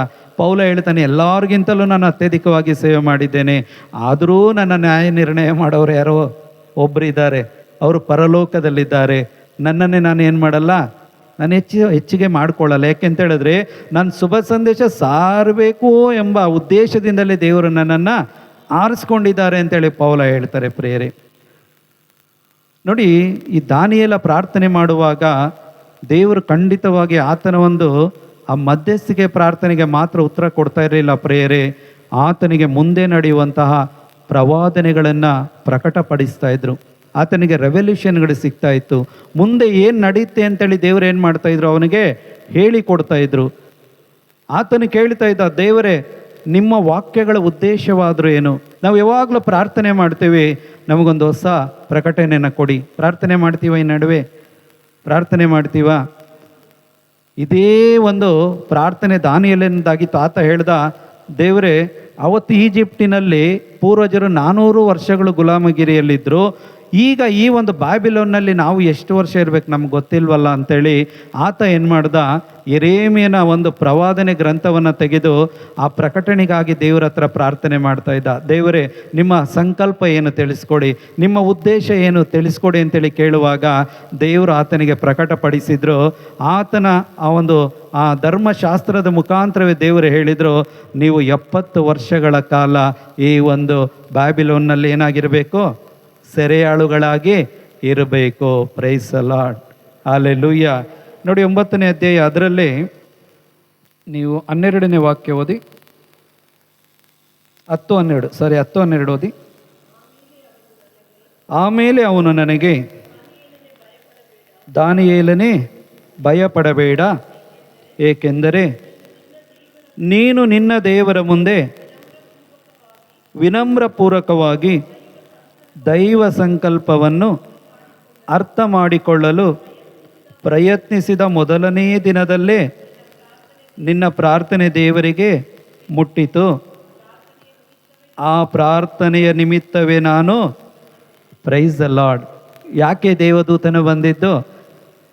ದಾನಿಯೇಲನು ಒಂದು ವಿಷಯಕ್ಕಾಗಿ ಪ್ರಾರ್ಥನೆ ಮಾಡ್ದ. ಆ ವಿಷಯ ಏನು ಅಂತ ಹೇಳಿದ್ರೆ, ದೇವರ ಸಂಕಲ್ಪ ಏನು. ಈಗ ನಾವು ಸೆರೆಯಲ್ಲಿದ್ದೀವಲ್ವ ಬ್ಯಾಬಿಲೋನ್ನಲ್ಲಿ, ಎಷ್ಟು ವರ್ಷ ಇರಬೇಕು, ಇಲ್ಲಿ ಏನೆಲ್ಲ ಆಗಬೇಕು, ದೇವರೇ ನಿನ್ನ ಸಂಕಲ್ಪ ಏನು ಅಂಥೇಳಿ ಆತನು ಕೇಳುವಾಗ ದೇವರು ಹೇಳಿದರು, ಯೆರೆಮೀಯನ ಪ್ರವಾದನೆಗಳನ್ನು ಓದು ಅಂತೇಳಿ. ಆತ ಯೆರೆಮೀಯ ಪ್ರವಾದನೆಗಳನ್ನು ಓದಿದಾಗ ಆತನಿಗೆ ಅರ್ಥ ಆಯಿತು. 9ನೇ ಅಧ್ಯಾಯ 3ನೇ ವಾಕ್ಯ ಓದಿ ನೋಡಿ. ಇಲ್ಲ, 2ನೇ ವಾಕ್ಯದಿಂದನೇ ಓದಿ ನೋಡಿ. ಅಲ್ಲಿ 9:2 ಹೇಳ್ತಾರೆ, ದಾನಿಯೇಲನಾದ ನಾನು ಪವಿತ್ರ ಗ್ರಂಥಗಳನ್ನು ಪರೀಕ್ಷಿಸಿ ಸರ್ವೇಶ್ವರ ಸ್ವಾಮಿ ಪ್ರವಾದಿ ಯೆರೆಮೀಯನಿಗೆ ದಯಪಾಲಿಸಿದ ವಾಕ್ಯಾನುಸಾರ ಜೆರುಸಲೇಮ್ ಪಾಳು ಬಿದ್ದಿರಬೇಕಾದ ಪೂರ್ಣ ಕಾಲಾವಧಿ 70 ವರ್ಷಗಳೆಂದು ತಿಳಿದುಕೊಂಡೆ. Praise the Lord. ಯಾರು ತಿಳಿಸಿದ್ದು ಇದನ್ನು? ಈ ಪ್ರಕಟಣೆ ಯಾವ ರೀತಿಯಾಗಿ ಸಿಕ್ತು ದಾನಿಯೇಲನಿಗೆ? ತನ್ನನ್ನೇ ದೇವರ ಮುಂದೆ ವಿನಮ್ರನಾಗಿ ತಗ್ಗಿಸಿಕೊಂಡ. 10-12 ಅದನ್ನೇ ಓದಿದ್ದು. ದೈವ ಸಂಕಲ್ಪಗಳು ನಮಗೆ ಅರ್ಥವಾಗಬೇಕು ಅಂತ ಹೇಳಿದ್ರೆ ನಾವು ಏನು ಮಾಡಬೇಕು ನೋಡಿ, ಅಲ್ಲಿ ನಿನ್ನ ದೇವರ ಮುಂದೆ ವಿನಮ್ರಪೂರ್ವಕವಾಗಿ ಅರ್ಥ ಮಾಡಿಕೊಳ್ಳಲು ಪ್ರಯತ್ನಿಸಿದೆ. ದೇವರ ವಾಕ್ಯಗಳನ್ನು ಏನು ಮಾಡೋದಕ್ಕೆ ಪ್ರಯತ್ನ ಪಟ್ಟ ದಾನಿಯೇಲ? ವಿನಮ್ರಪೂರ್ವಕವಾಗಿ ಅರ್ಥ ಮಾಡಿಕೊಳ್ಳೋದಕ್ಕಾಗಿ ದೇವರ ಮುಂದೆ ತನ್ನನ್ನೇ ತಗ್ಗಿಸಿಕೊಂಡು ಬಂದ. ದೇವರೇನು ಮಾಡಿದ್ರು? ಆ ಪ್ರಕಟಣೆ ಕೊಟ್ಟು ಹೇಳಿದರು, ಇನ್ನು 70 ವರ್ಷಗಳ ಕಾಲ ಜೆರುಸಲೇಮ್ ಏನಾಗಿರಬೇಕು? ಪಾಳು ಬಿದ್ದ ಭೂಮಿಯಾಗಿರಬೇಕು. ಈಗ ಈ ಒಂದು ಪ್ರಕಟಣೆಯನ್ನು ಯಾವ ದೇವದೂತನು ತಂದುಕೊಟ್ಟ ನೋಡಿ. ಈಗಾಗಲೇ ಅವರು ಎಲ್ಲಿದ್ದಾರೆ? ಬ್ಯಾಬಿಲೋನ್ನಲ್ಲಿ ಈಗಾಗಲೇ ಅವರು ಸೆರೆಯಾಳುಗಳಾಗಿ ಇದ್ದಾರೆ. ಬ್ಯಾಬಿಲೋನ್ನಲ್ಲಿ ಇದ್ದರೂ ಕೂಡ ಈಗ ಪರ್ಷಿಯಾದ ರಾಜ ಸೈರಸನ ಏನು ಮಾಡಿದ್ದಾನೆ? ಅವರನ್ನು ಏನು ಮಾಡಿದ್ದಾನೆ? ಅವನು ಬ್ಯಾಬಿಲೋನನ್ನು ಗೆದ್ದು ಇವರನ್ನು ಕ್ಯಾಪ್ಚರ್ ಮಾಡಿ ಇಟ್ಕೊಂಡಿದ್ದಾನೆ. ಈಗ ಆ ಒಂದು ಉತ್ತರ ಬರೋದಕ್ಕೆ ಇಲ್ಲಿ ದಾನಿಯೇಲ ಪ್ರವಾದಿ ಗ್ರಂಥ ಹೇಳುತ್ತೆ 21 ದಿನಗಳು ಬೇಕಾಯ್ತಂತೆ ಈ ಪ್ರಕಟಣೆ ಆತನಿಗೆ ಸಿಕ್ಕೋದಕ್ಕಾಗಿ. ಎಷ್ಟು ದಿನ? 21 ದಿನ. ಯಾಕೆ ಅಂತ ಹೇಳಿದ್ರೆ ಬೈಬಲ್ ಹೇಳುತ್ತೆ, ಆ ಒಂದು ಗಾಬ್ರಿಯೇಲ್ ದೇವದೂತನು ಆ ಸಂದೇಶವನ್ನು ದೇವರ ಬಳಿಯಿಂದ ತಂದು ದಾನಿಯೇಲನಿಗೆ ಕೊಡುವ ಮಾರ್ಗ ಮಧ್ಯದಲ್ಲಿ ಆಕಾಶ ಮಂಡಲದಲ್ಲಿಯೇ ಏನು ಮಾಡ್ದ? ಆ ಪರ್ಷಿಯವನ್ನು ಆಳ್ವಿಕೆ ಮಾಡ್ತಾ ಇದ್ದಂತಹ ಸೈತಾನನು, ಅವನ ದುರಾತ್ಮಗಳು ಏನಾಯಿತು, ಅವನನ್ನು ಅಲ್ಲೇ ಅಟ್ಯಾಕ್ ಮಾಡ್ತು. ಪ್ರಕಟಣೆ ತಗೊಂಡು ಬಂದು ಇವನಿಗೆ ಕೊಡಬಾರ್ದು ಅಂತೇಳಿ. ನೀವು 10:13 ಓದಿ. ಅಲ್ಲೇ ಪರ್ಷಿಯಾ ರಾಜ್ಯದ ಕಾವಲು ದೂತನು 21 ದಿನ ನನ್ನನ್ನು ಎದುರಿಸಿ ನಿಂತನು, ಆದರೆ ಪ್ರಧಾನ ದೂತರಲ್ಲಿ ಒಬ್ಬನಾದ ಮಿಕಾಯೇಲನು ನನ್ನ ಸಹಾಯಕ್ಕೆ ಬಂದನು. Price the lord. ನೋಡಿ, ಆ ದಿನಗಳಲ್ಲಿ ಒಬ್ಬನ ಪ್ರಾರ್ಥನೆ ಪರಲೋಕಕ್ಕೆ ಮುಟ್ಟಬೇಕು, ಅಲ್ಲಿಂದ ಉತ್ತರ ಬರಬೇಕು ಅಂತ ಹೇಳಿದ್ರೆ ಎಷ್ಟು ಕಷ್ಟಪಡ್ತಾ ಇದ್ರಲ್ವಾ, ಎಷ್ಟು ಕಷ್ಟ ಆಗ್ತಾಯಿತ್ತಲ್ವಾ. ಆದರೆ 8:26 ರೋಮ ಹೇಳ್ತಾರೆ, ನಿಮ್ಮೊಳಗಡೆ ಪವಿತ್ರ ಆತ್ಮರಿದ್ದು ಪ್ರಾರ್ಥನೆ ಮಾಡ್ತಾ ಇದ್ದಾರೆ. Price the lord. ನಿಮ್ಮೊಳಗಡೆ ಯಾರಿದ್ದಾರೆ? ಹೊಸ ಒಡಂಬಡಿಕೆಯ ಹೃದಯದಲ್ಲಿ ಯಾರಿದೆ? ವಿಶ್ವಾಸಿಗಳಲ್ಲಿ ಯಾರಿದ್ದಾರೆ? ಕರೆಕ್ಟಾಗಿ ನಾವು ವಿನಮ್ರತೆಯಿಂದ, ಹಂಬಲ್ನೆಸ್ಸಿಂದ ನಮ್ಮ ಅಹಂಕಾರಗಳನ್ನು ಬಿಟ್ಟು, ಸ್ವಾರ್ಥಗಳನ್ನು ಬಿಟ್ಟು ಮಂಡಿಯೂರಿ ಕೈಗಳನ್ನೆತ್ತಿ ಪ್ರಾರ್ಥನೆ ಮಾಡಿದ್ರೆ, ನೀವಲ್ಲ ಪ್ರಿಯರೇ ಪ್ರಾರ್ಥನೆ ಮಾಡೋದು, ನಿಮ್ಮ ಒಳಗಡೆ ಇರುವ ಪರಿಶುದ್ಧಾತ್ಮನು ಪ್ರಾರ್ಥನೆಯನ್ನು ಮಾಡುವವರಾಗಿದ್ದಾರೆ. ಆಗಲೇ ಸ್ಟೀಫನ್ ಹೇಳ್ತಾ ಇದ್ದ, ಹೌದಲ್ವಾ? ನಾವಲ್ಲ ಪ್ರಾರ್ಥನೆ ಮಾಡೋದು, ಯಾರು ಪ್ರಾರ್ಥನೆ ಮಾಡೋದು? ಪವಿತ್ರಾತ್ಮರು ನಮ್ಮ ಪರವಾಗಿ ಪ್ರಾರ್ಥನೆ ಮಾಡಬೇಕು. ಹಳೆ ಒಡಂಬಡಿಕೆಯಲ್ಲಿ ಈ ಎಲ್ಲ ವಿಶ್ವಾಸಿಗಳು ಅಷ್ಟು ಕಷ್ಟ, ಹಿಂಸೆ, ನೋವುಗಳನ್ನು ಸಹಿಸದೆ ಹೋಗಿದ್ರೆ ಇವತ್ತು ನಾವು ಇಲ್ಲಿ ಕೂತ್ಕೊಂಡು ಆರಾಮಾಗಿ ದೇವರ ವಾಕ್ಯ ಓದೋದಕ್ಕೆ ಆಗ್ತಾ ಇರಲಿಲ್ಲ ಪ್ರಿಯರೇ. Price the lord. ಅದೇ ರೀತಿಯಾಗಿ ಇವತ್ತು ನೀವು ಈ ದಿನ ನಿಮಗೆ ಒಂದು ಸಂದೇಶವನ್ನು ದೇವರು ಕೊಡ್ತಾ ಇದ್ದಾರೆ. ನೀವು ನಿಮ್ಮನ್ನೇ ಸ್ಯಾಕ್ರಿಫೈಸ್ ಮಾಡದೆ ಹೋದರೆ, ನಿಮ್ಮನ್ನೇ ಸಂಪೂರ್ಣವಾಗಿ ನೀವು ದೇವರಿಗೆ ಸಮರ್ಪಣೆ ಮಾಡಿಕೊಟ್ಟು, ಮತ್ತೊಬ್ಬನ ಒಂದು ಹಿತಕ್ಕಾಗಿ ನೀವು ಪ್ರಾರ್ಥನೆ ಮಾಡದೆ, ಮತ್ತೊಬ್ಬನ ಒಂದು ಜೀವೋದ್ಧಾರಕ್ಕಾಗಿ ನಿಮ್ಮನ್ನೇ ನೀವು ಉಪವಾಸದಲ್ಲಿ ತೊಡಗಿಸಿಕೊಳ್ಳದೆ ಹೋದರೆ, ಮತ್ತೊಬ್ಬನ ಯೇಸು ಕ್ರಿಸ್ತನ ಅರಿವು ಜ್ಞಾನ ಅವನಿಗೆ ಬರೋದಕ್ಕೋಸ್ಕರ ನೀವು ನಿಮ್ಮ ಒಂದು ಸಮಯವನ್ನು ಕಳೆಯದೆ ಹೋದರೆ ಅವನ ಒಂದು ಜೀವೋದ್ಧಾರ ಆಗೋದಿಲ್ಲ. Price the lord. ನಾವು ನಮ್ಮ ಸುಖವನ್ನು ತರಿಬೇಕು, ನಾವು ನಮ್ಮ ಕಂಫರ್ಟ್ ಲೈನಿಂದ ಹೊರಗಡೆ ಬರಬೇಕು. ನಾವು ಬಂದು ಏನು ಮಾಡಬೇಕು? ಯಾರು ಮಾಡ್ತಾರೋ ಇಲ್ವೋ, ನಾನೇನು ಮಾಡಬೇಕು? ದೇವರ ಸಂಬಂಧದಲ್ಲಿ ದಾನಿಯೇಲನು ಆ 3 ಜನ ಸ್ನೇಹಿತರು ಯಾವುದೇ ಒಂದು ಪ್ರಾಬ್ಲಮ್ಗಳು ಬಂದಾಗ ಅವ್ರು ಯಾರ ಬಳಿ ಹೋಗ್ತಾ ಇರಲಿಲ್ಲ, ಅವ್ರು ಹೋಗ್ತಾ ಇದ್ದಿದ್ದು ಯಾರ ಬಳಿಗೆ? ದೇವರ ಸನ್ನಿಧಾನಕ್ಕೆ ಹೋಗ್ತಾ ಇದ್ರು. ಮೊಣಕಾಲೂರಿ ಅವರು ಪ್ರಾರ್ಥನೆ ಮಾಡಿ ಕೇಳ್ತಾ ಇದ್ರು, ದೇವರೇ ಏನು ಮಾಡಬೇಕು? ನೀನೇ ದಾರಿ ತೋರಿಸು. Price the lord. ದಾರ್ಯವೇಶನಿಗೆ ಆ ಒಂದು ಕನಸು ಬಂದಾಗಲೂ, ನೆಬೂಕದ್ನೆಚ್ಚರನಿಗೆ ಆ ಕನಸು ಬಂದಾಗಲೂ ಕೂಡ, ಇದಕ್ಕೆ ಹೇಳದೆ ಹೋದರೆ ನಾನು ಸಾಯಿಸಾಕ್ತೇನೆ ಎಲ್ಲರನ್ನೂ ಅಂತೇಳಿ ಹೇಳಿದಾಗಲೂ ಕೂಡ, ನಮಗೆ 1 ದಿನ ಟೈಮ್ ಕೊಡಿ ಅಂತೇಳಿ ರಾತ್ರಿಯೆಲ್ಲ ಏನು ಮಾಡಿದ್ರು? ಆ ಕನಸಿನ ಅರ್ಥಕ್ಕಾಗಿ ದೇವರ ಬಳಿ ಮೊಣಕಾಲಿಟ್ಟು ಪ್ರಾರ್ಥನೆ ಮಾಡ್ತಾಯಿದ್ರು. ಮುಂಜಾನೆ ದೇವರು ಅವರಿಗೆ ಆ ಕನಸಿನ ಅರ್ಥವನ್ನು ಹೇಳಿದಾಗ ಅವರು ಹೋಗಿ ಆ ಕಂಚಿನ, ಆ ಚಿನ್ನದ, ಆ ಒಂದು ಆ ಕಬ್ಬಿಣದ ಒಂದು ಮೂರ್ತಿಯ ವಿಷಯವಾಗಿ ಅವರೇನು ಮಾಡಿದ್ರು? ಹೋಗಿ ಸತ್ಯವನ್ನು ಹೇಳಿದರು. Price the Lord. ಹಾಗಿದ್ರೆ ನಾವು ಪ್ರಕಟಣೆಗಳನ್ನು ಕೇಳುವಾಗ ದೇವರು ಕೊಡಲ್ವಾ? 100% ಕೊಡ್ತಾರೆ. ಆ ಪ್ರಾರ್ಥನೆ ಯಾವ ರೀತಿಯಾಗಿರಬೇಕು ನೋಡಿ. ಅದೇ ದಾನಿಯೇಲನ ಗ್ರಂಥ ಅಧ್ಯಾಯ 9 ವಾಕ್ಯ 19 ಓದ್ತೀರಾ? ಸ್ವಾಮಿ ಕೇಳಿ, ಸ್ವಾಮಿ ಕ್ಷಮಿಸಿ, ಸ್ವಾಮಿ ಆಲಿಸಿ, ಕಾರ್ಯವನ್ನು ಸಾಧಿಸಿ, ತಡ ಮಾಡಬೇಡಿ. ನನ್ನ ದೇವರೇ, ನಿಮ್ಮ ಜನತೆ ಹಾಗೂ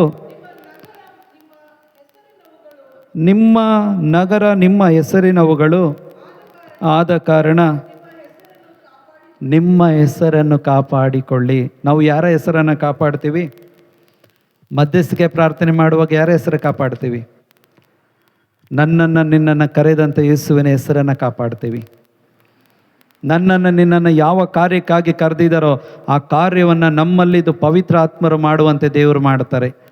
ಪ್ರತಿಯೊಂದು ಕಾರ್ಯಗಳು ಕೂಡ ನಮ್ಮಿಂದ ಆಗೋದಿಲ್ಲ ಪ್ರಿಯರೇ, ನಮ್ಮಿಂದ ಆಗಲ್ಲ ಅಂತೇಳಿಯೇ ನಮಗೆ ಪವಿತ್ರ ಆತ್ಮರನ್ನು ಕೊಟ್ಟಿರೋದು. ನೋಡಿ, ಪೌಲರು ಹೊಸ ಒಡಂಬಡಿಕೆಯಲ್ಲಿ ಪತ್ರಿಕೆಗಳನ್ನು ಬರೀಬೇಕಾದ್ರೆ ಆ ಸಭೆಗಳಿಗೆ ಆತನು ರಿಕ್ವೆಸ್ಟ್ ಮಾಡ್ತಾನೆ. ಪೌಲ ಏನಂತೇಳಿ? ಆತನೇ ಶುಭ ಸಂದೇಶವನ್ನು ಸಾರಿ ಕಟ್ಟಿ ಬೆಳೆಸಿದಂತಹ ಆ ಸಭೆಗಳ ಬಳಿ ಪ್ರಾರ್ಥನೆ ಮಾಡುವುದಕ್ಕಾಗಿ ಕೇಳಿಕೊಡ್ತಾನೆ. ಈಗ ಪೌಲ ಡೈರೆಕ್ಟಾಗಿ ದೇವರ ಹತ್ರ ಪ್ರಾರ್ಥನೆ ಮಾಡಿ ರಕ್ಷಣೆ ಪಡ್ಕೊಳ್ಳೋಕ್ಕಾಗ್ತಾ ಇರಲಿಲ್ವಾ? ಅಂದರೆ ಆತನ ಒಂದು ಶುಭ ಸಂದೇಶದ ಕಾರ್ಯದಲ್ಲಿ ಆತನಿಗೆ ಎದುರಾಗುವಂಥ ಸಮಸ್ಯೆಗಳಿಂದ ಆತನ ಬಿಡುಗಡೆ ಪಡ್ಕೊಳ್ಳೋಕ್ಕಾಗ್ತಾ ಇರಲಿಲ್ವಾ? ಅಲ್ಲ, ಸಭೆಗಳಲ್ಲಿರೋರಿಗಿಂತ ಪೌಲನ ವಿಶ್ವಾಸ ದೊಡ್ಡದಾಗಿತ್ತಲ್ವ? ಪೌಲ ನೇರವಾಗಿ ಯಾರ ಹತ್ರ ಮಾತನಾಡಿದ್ದು? ಆತನ ಹೇಳ್ತಾನೆ, ಅರೇಬಿಯಾ ಮರುಭೂಮಿಯಲ್ಲಿ ನಾನು ಯೇಸು ಕ್ರಿಸ್ತನೊಡನೆ ನೇರ ಮುಖಾಮುಖಿಯಾಗಿ ಮಾತನಾಡಿದೆ. ಕೊನೆ ಭೋಜನದ ಬಗ್ಗೆ ಹೇಳಿಕೊಟ್ರು. ಯಾವ ರೀತಿಯಾಗಿ ಶುಭ ಸಂದೇಶ ಸಾರಬೇಕು ಅಂತೇಳಿ ಹೇಳಿಕೊಟ್ರು. ಈಗ ನೇರವಾಗಿ ಮುಖಾಮುಖಿಯಾಗಿ ಮಾತನಾಡಿದ ಆ ಯೇಸು ಕ್ರಿಸ್ತನ ಬಳಿ ಪೌಲ ಮಾತನಾಡೋಕ್ಕಾಗ್ತಾ ಇರಲಿಲ್ವಾ? ಹಾಗಿದ್ರೆ ಯಾಕೆ ಈ ಒಂದು ರೋಮ್ ಸಭೆ ಏನಿದೆ ಅದಕ್ಕೆ ಪತ್ರ ಬರಿಬೇಕಾದ್ರೆ ಅಧ್ಯಾಯ 15ರಲ್ಲಿ ವಾಕ್ಯ 30, 31, 32ರಲ್ಲಿ ಪೌಲ ಕೇಳ್ತಾನೆ, ನೀವು ನನಗಾಗಿ ಪ್ರಾರ್ಥನೆ ಮಾಡಿ. Price the lord. ನೀವೇನು ಮಾಡಿ? ನನಗಾಗಿ ಪ್ರಾರ್ಥನೆ ಮಾಡಿ. ಓದ್ತೀರಾ? ಹಾಂ, ಓಕೆ.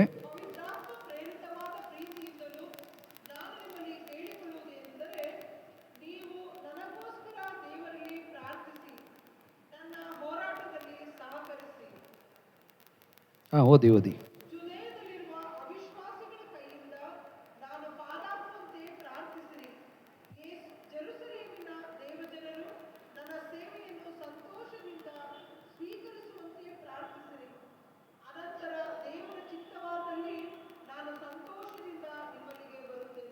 Price the lord. ನೋಡಿ, ಇಲ್ಲಿ 3 ಕಾರ್ಯಗಳನ್ನು ಪೌಲ ಹೇಳ್ತಾನೆ. ಒಂದು ಹೇಳ್ತಾನೆ, ನನ್ನ ಹೋರಾಟದಲ್ಲಿ ನನಗೆ ಸಹಾಯ ಮಾಡಿ. ಈ ಧರ್ಮ ಪ್ರಚಾರದ ಕಾರ್ಯದಲ್ಲಿ ನನಗೆ ಎದುರಾಗುವಂಥ ಎಲ್ಲ ಕಷ್ಟಗಳಲ್ಲಿ, ಸಂಕಷ್ಟಗಳಲ್ಲಿ ನೀವು ನನಗಾಗಿ ಪ್ರಾರ್ಥನೆ ಮಾಡಿ. ಏನು ಮಾಡಿ? ನನಗೆ ಪ್ರಾರ್ಥನೆಯ ಸಹಾಯವನ್ನು ನನಗೆ ಕೊಡಿ ಅಂತೇಳಿ ಕೇಳ್ತಾನೆ. ಎರಡನೇದಾಗಿ ಕೇಳ್ತಾನೆ, ಜುದೇಯದಲ್ಲಿರುವ ಅವಿಶ್ವಾಸಿಗಳ ಕೈಯಿಂದ ನಾನು ಪಾರಾಗುವಂತೆ ಪ್ರಾರ್ಥಿಸಿರಿ. ಮೂರನೇದಾಗಿ ಹೇಳ್ತಾನೆ, ಜೆರುಸಲೇಮಿನ ದೇವಜನರು ನನ್ನ ಸೇವೆಯನ್ನು ಸಂತೋಷದಿಂದ ಸ್ವೀಕರಿಸುವಂತೆ. ಹಾಗಿದ್ರೆ ನಿಮ್ಮ ಪ್ರಾರ್ಥನೆಗಳನ್ನು, ನಿಮ್ಮ ಬೋಧನೆಗಳನ್ನು ಮತ್ತೊಬ್ಬನ ಸಂತೋಷದಿಂದ ಸ್ವೀಕಾರ ಮಾಡಬೇಕು ಅಂತ ಹೇಳಿದ್ರೆ ನಿಮಗಾಗಿ ಪರಸ್ಪರ ಏನು ಮಾಡಬೇಕು? ಪ್ರಾರ್ಥನೆಯನ್ನು ಮಾಡಬೇಕು. ಈಗ ಇಲ್ಲಿ ನಾನು ನಿಂತ್ಕೊಂಡು ನಿಮಗೇನೋ ಬೋಧನೆ ಮಾಡ್ತಾ ಇದ್ದೀನಿ, ಹೌದಲ್ವಾ? ನಿಮ್ಮಲ್ಲಿ ಯಾರಾದರೂ ನನಗಾಗಿ ಪ್ರಾರ್ಥನೆ ಮಾಡಿದ್ದಾಗಿದ್ರೆ ಪ್ರೇಯರೆ, ಈ ಒಂದು ಪ್ರಾರ್ಥನೆ 100% ಫಲಭರಿತವಾದ ಪ್ರಾರ್ಥನೆ. ಪೌಲ ಹೇಳ್ತಾನೆ, ನನ್ನ ಬೋಧನೆಯನ್ನು ಏನು ಮಾಡಬೇಕು? ಜೆರುಸಲೇಮಿನ ಜನರು ಸ್ವೀಕಾರ ಮಾಡಬೇಕು, ಪ್ರೀತಿಯಿಂದ ಸ್ವೀಕಾರ ಮಾಡಬೇಕು. ಇವತ್ತು ನಾವು ಎಷ್ಟು ಜನಕ್ಕೆ ಹೋಗಿ ದೇವರ ವಾಕ್ಯಗಳನ್ನು ಹೇಳುವಾಗ ಎಷ್ಟು ಸಂತೋಷದಿಂದ ಸ್ವೀಕಾರ ಮಾಡ್ತಾ ಇದ್ದಾರೆ. ಅವರು ಸ್ವೀಕಾರ ಮಾಡಬೇಕು ಅಂದರೆ ನನ್ನೊಳಗಡೆ ಒಂದು ಬದಲಾವಣೆ ಅವರು ನೋಡಬೇಕು.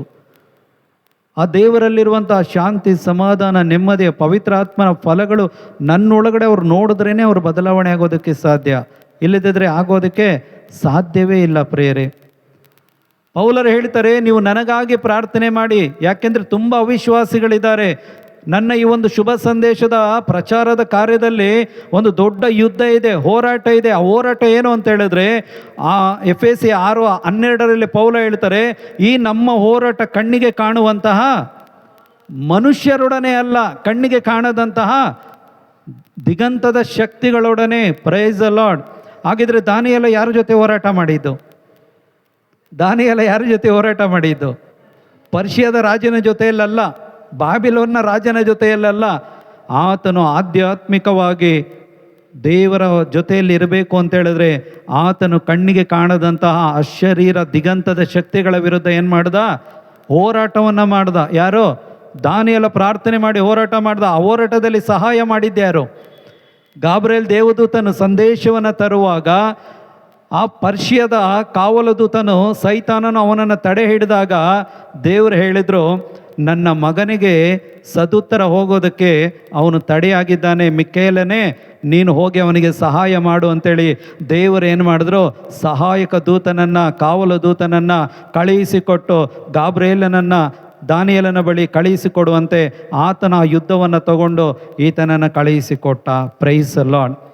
ಹಾಗಿದ್ರೆ ನಾವು ಶುಭ ಸಂದೇಶವನ್ನು ಸಾರಲು ಹೋಗುವಾಗ ನಮಗೆ ಏನೇ ಎದುರಾಗ್ಬೋದು, ಎಷ್ಟೇ ಸಮಸ್ಯೆಗಳು ಎದುರಾಗ್ಬೋದು ಪ್ರಿಯರೇ, ದೇವರ ವಾಕ್ಯ ಹೇಳುತ್ತೆ, ಭಯ ಪಡಬೇಡಿ, ದೇವರು ತನ್ನ ದೂತರನ್ನು ನಮ್ಮ ಜೊತೆಯಲ್ಲಿ ಯಾವಾಗಲೂ ಇಟ್ಟಿದ್ದಾರೆ. ದೂತರ ಕೆಲಸ ಏನು? ದೂತರ ಕೆಲಸ ಏನು? ಇಬ್ರಿಯ 1:14 ತೆಗೆದು ಓದಿ ನೋಡಿ. ಎಫೆಸಿ ಹಂಗೆ ಇಟ್ಕೊಳ್ಳಿ, 6ನೇ ಅಧ್ಯಾಯ. ಇಬ್ರಿಯ 1:14 ತೆಗೆದು ಓದಿ ನೋಡಿ.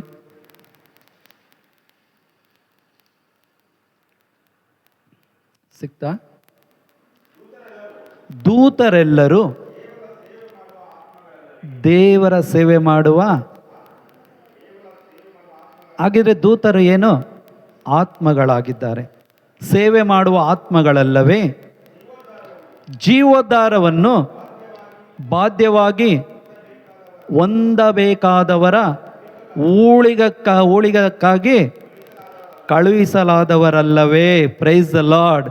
ಜೀವೋದ್ಧಾರವನ್ನು ಬಾಧ್ಯವಾಗಿ ಪಡೆಯಬೇಕಾದ ಅವರಿಗಾಗಿ ಊಳಿಗಕ್ಕಾಗಿ ಕಳಿಸಲಾದವರಲ್ಲವೇ ಅಂದರೆ ಅರ್ಥ, ಯಾರು ಕ್ರಿಸ್ತ ಯೇಸುವಿನಲ್ಲಿ ನೀತಿವಂತನಾಗಿ ಮಾರ್ಪಟ್ಟಿದ್ದಾನೋ, ದೇವರ ಸನ್ನಿಧಾನದಲ್ಲಿ ನಿರ್ದೋಷಿಯಾಗಿ ನಿಷ್ಕಳಂಕನಾಗಿ ಯಾರಿವತ್ತು ನಿಂತಿದ್ದಾನೋ, ಯಾರು ದೇವರ ಮಗನೂ ಮಗಳು ಅಂತೇಳಿ ಕರೆಯಲ್ಪಟ್ಟಿದ್ದಾರೋ ಅಂಥವರ ಸೇವೆಗಾಗಿಯೇ ನೇಮಿಸಲ್ಪಟ್ಟವರು ಯಾರಾಗಿದ್ದಾರೆ? ದೇವದೂತರುಗಳಾಗಿದ್ದಾರೆ. Praise the Lord. ಹಾಗಿದ್ರೆ ದೇವರು ಪವಿತ್ರಾತ್ಮರನ್ನು ಮಾತ್ರ ಕೊಡಲಿಲ್ಲ ಪ್ರಿಯರೇ, ನಮ್ಮ ಜೊತೆಯಲ್ಲಿ ಸಹಾಯಕ್ಕಾಗಿ ಯಾರನ್ನು ಕೊಟ್ಟಿದ್ದಾರೆ? ದೇವದೂತರನ್ನು ಕೂಡ ಇಟ್ಟಿದ್ದಾರೆ. ಯಾಕೆ ದೇವದೂತರನ್ನು ಕೊಟ್ಟಿದ್ದಾರೆ ಅಂತ ಹೇಳಿದ್ರೆ, ಈಗ ಆಧ್ಯಾತ್ಮಿಕವಾಗಿ ಓಕೆ, ಪವಿತ್ರ ಆತ್ಮರು ನಮಗೆ ಏನು ಬೇಕೋ ಪರಲೋಕಕ್ಕೆ ಮಾತಾಡ್ತಾರೆ, ತಗೊಳ್ತಾರೆ. ಇನ್ನು ನಾವು ದೈಹಿಕವಾಗಿ ಈ ಲೋಕದಲ್ಲಿ ಇದ್ದೀವಲ್ವಾ, ಫಿಸಿಕಲ್ ಆಗಿದ್ದೀವ. ಹಾಗಿದ್ರೆ ಇದರಿಂದಲೂ ಕೂಡ ನಮಗೆ ಏನು ಬೇಕೋ? ರಕ್ಷಣೆ ಬೇಕು. ಸೇವೆ ಮಾಡಲು ಹೋಗುವಾಗ ಎಲ್ಲ ರೀತಿಯಾದಂಥ ರಕ್ಷಣೆ ಬೇಕು. ಈಗ ಆ ರಕ್ಷಣೆಯನ್ನು ಕೊಡೋದಕ್ಕಾಗಿ ನಮ್ಮ ಹಿಂದೆ ಮುಂದೆ ಅಕ್ಕಪಕ್ಕ ಯಾರು ಇರ್ತಾರೆ? 100% ಇರ್ತಾರೆ. ಪೇತ್ರನನ್ನು ಸೆರೆಮನೆಗೆ ಹಾಕಿದಾಗ ಯಾರು ಹೋಗಿ ಬಿಡಿಸ್ಕೊ ಬಂದಿದ್ದು? ಯಾರು ಕಳಿಸಿದ್ದು? ದೇವದೂತನನ್ನು ಕಳಿಸಿದ್ರಾ? 100% ನಮ್ಮ ಜೊತೆಯಲ್ಲಿ ಯಾರು ಇರ್ತಾರೆ? ದೇವದೂತರು ಇರ್ತಾರೆ. ಎಲ್ಲರ ಜೊತೆಯಲ್ಲಿ ಇರಲ್ಲ. ಕೆಲವರು ಹೇಳ್ತಾರೆ ಒಬ್ಬೊಬ್ಬನಿಗೆ ಒಂದೊಂದು ದೇವದೂತ. ಇಲ್ಲ, ರಾಂಗ್ ಕಾನ್ಸೆಪ್ಷನ್ ಅದು. ಇಲ್ಲ, ಒಬ್ಬೊಬ್ಬರ ಜೊತೆಯಲ್ಲಿ ಇರಲ್ಲ. ಯಾರು ಸತ್ಯವಾಗಿ ಸತ್ಯವನ್ನು ಅರ್ಥ ಮಾಡಿಕೊಂಡು ದೇವರ ಸೇವೆಯಲ್ಲಿ ತಮ್ಮನ್ನೇ ತೊಡಗಿಸಿಕೊಂಡು ಯೇಸುವಿಗಾಗಿ ಜೀವಿಸ್ತಾನೆ ನೋಡಿ, ಅಂಥವನಿಗೆ ಮಾತ್ರ ಆ ಒಂದು ದೇವದೂತರ ಒಂದು ನೆರವು ಸಿಗುವಂಥದ್ದು ಪ್ರಿಯರೇ. Price the lord. ಈಗ ನೋಡಿ, ಪೌಲ ಕೇಳಿದ, ನನಗಾಗಿ ನೀವೇನು ಮಾಡಿ? ಪ್ರಾರ್ಥನೆಯನ್ನು ಮಾಡಿ. ಯಾಕೆ? ಎಫೆಸಿ 6:12 ಅಲ್ಲಿ ಓದಿ ನೋಡಿ. ಪೌಲನಿಗೆ ಚೆನ್ನಾಗಿ ಗೊತ್ತು, ಈ ಜೆರುಸಲೇಮಿನಲ್ಲಿರುವಂಥ ಅವಿಶ್ವಾಸಿಗಳನ್ನು ಪ್ರೇರೇಪಣೆ ಕೊಡ್ತಾ ಇರೋವನೇ ಯಾರು? ಕಲ್ಲು ಹೊಡೆಯುವಂತೆ ಮಾಡ್ತಾ ಇರೋವನೇ ಯಾರು? ಧರ್ಮ ಪ್ರಚಾರಕ್ಕೆ ಅಡ್ಡಿ ಮಾಡ್ತಾ ಇರೋವನೇ ಯಾರು? ಸೈತಾನನು. ಕಣ್ಣಿಗೆ ಕಾಣದಂಥ ದಿಗಂತ ಶಕ್ತಿಗಳು. ಓದಿ ಆ ವಾಕ್ಯವನ್ನು 12.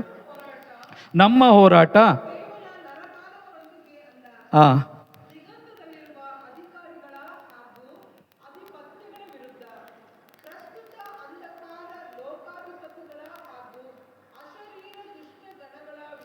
ನೋಡಿ, ಇಲ್ಲಿ ಹೇಳ್ತಾರೆ ಪೌಲ, ಅಂಧಕಾರ ಲೋಕಾಧಿಪತಿಗಳು ಹಾಗೂ ಅಶರೀರ ಅಂದರೆ ಶರೀರವಿಲ್ಲದಂತಹ ಆತ್ಮಗಳ ವಿರುದ್ಧ ನಮ್ಮ ಹೋರಾಟ. ಕಣ್ಣು ಕಾಣಿಸ್ತಾ ಇದ್ದಾರೆ ಆತ್ಮಗಳು. ಅದಕ್ಕೆ ಕಣ್ಣಿಗೆ ಕಾಣದಂಥ ದುರಾತ್ಮಗಳ ವಿರುದ್ಧ ಹೋರಾಡೋದಕ್ಕಾಗಿ ಕಣ್ಣಿಗೆ ಕಾಣದಂಥ ದೇವರ ಆತ್ಮರನ್ನು, ದೇವದೂತರುಗಳನ್ನು ನಮಗೆ ಕೊಟ್ಟಿರೋದು. Price the lord. ಹಲ್ಲೆಲೂಯಾ. ದಾನಿಯೇಲನಿಗೆ ಸಹಾಯ ಮಾಡಿದ್ರ ದೂತರುಗಳು? ಹಾಗಿದ್ರೆ ನನ್ನ ಯೇಸಪ್ಪ ನನಗೂ ಸಹಾಯ ಮಾಡಕ್ಕೆ ಕೊಟ್ಟಿದ್ದಾರಾ? ಪೇತ್ರನಿಗೆ ಕೊಟ್ಟ ಸಹಾಯ ನನಗಿದೆಯಾ? ಮಧ್ಯಸ್ಥಿಕೆ ಪ್ರಾರ್ಥನೆಯ ಪ್ರಭಾವ ಇದೆ. ಯಾರ್ಯಾರು ಮಧ್ಯಸ್ಥಿಕೆ ಪ್ರಾರ್ಥನೆಯಲ್ಲಿ ಪವರ್ಫುಲ್ಲಾಗಿ ನಿಂತ್ಕೊಳ್ತಾರೆ ಪ್ರಿಯರೇ, ಅವ್ರಿಗೇ ಪ್ರಕಟಣೆಗಳು ಸಿಗೋದು. ಅವರೇ ಸೇವೆಗಳನ್ನು ಫಲಭರಿತವಾಗಿ ಮಾಡೋದಕ್ಕೆ ಸಾಧ್ಯ. ನೀವು ಗ್ರೂಪ್ ಆಗಿ, ಟೀಮ್ ಆಗಿ, ಮಿನಿಸ್ಟ್ರಿ ಆಗಿ ನೀವು ಮಾಡೋದಕ್ಕೆ ಮೊದಲು ಪರ್ಸನಲ್ ಆಗಿ ಮಾಡಿ ನೋಡ್ರಿ. ನೀವು ಎಷ್ಟು ವಿಶ್ವಾಸದಲ್ಲಿ ಗ್ರೋ ಆಗ್ತೀರಾ ನೋಡ್ರಿ. ನೀವು ಎಷ್ಟು ಬೇಗ ಇನ್ನೊಬ್ಬರಿಗಿಂತ ಬೆಳಿತೀರ ನೋಡಿ ವಿಶ್ವಾಸದಲ್ಲಿ. ನಿಮ್ಮ ಮನಸ್ಸು ಯಾವಾಗಲೂ ಕೂಡ ಯೇಸುವನ್ನೇ ತವಕಿಸ್ತದೆ. ಇಲ್ಲಿ ಹಾಡಾಡ್ತೀವಲ್ವಾ, ಒಂದೊಂದು ಸಾಲುಗಳು, ಇಲ್ಲಿ ಆ ಒಂದು ಹಾಡಿನ ಸಾಲುಗಳಾಗಬೇಕು ಅಂದರೆ ಅದನ್ನು ಬರೆದವರು ಎಷ್ಟು ಅನುಭವಿಸಿರಬೇಕು ಯೇಸುವನ್ನು, ಹೌದಲ್ವಾ? ಎಷ್ಟು ಒಂದು ಎಕ್ಸ್ಪೀರಿಯನ್ಸನ್ನು ಮಾಡಿರಬೇಕು ನೋಡಿ. ಅದೇ ಅಧ್ಯಾಯದಲ್ಲಿ ಎಫೆಸಿ 6 ವಾಕ್ಯ 18 ಓದಿ, ಬೇಗ ಟೈಮ್ ಆಗೋಯ್ತು.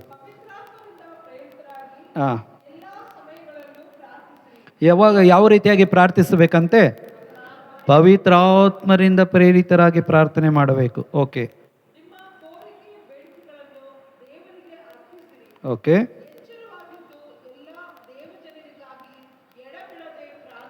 ಎಚ್ಚರವಾಗಿದ್ದು ಎಲ್ಲ ದೇವ ಜನರಿಗಾಗಿ ಎಡೆಬಿಡದೆ ನಿಮಗಾಗಿ ಮಾತ್ರವಲ್ಲ, ಯಾರಿಗಾಗಿ ಪ್ರಾರ್ಥಿಸಬೇಕು?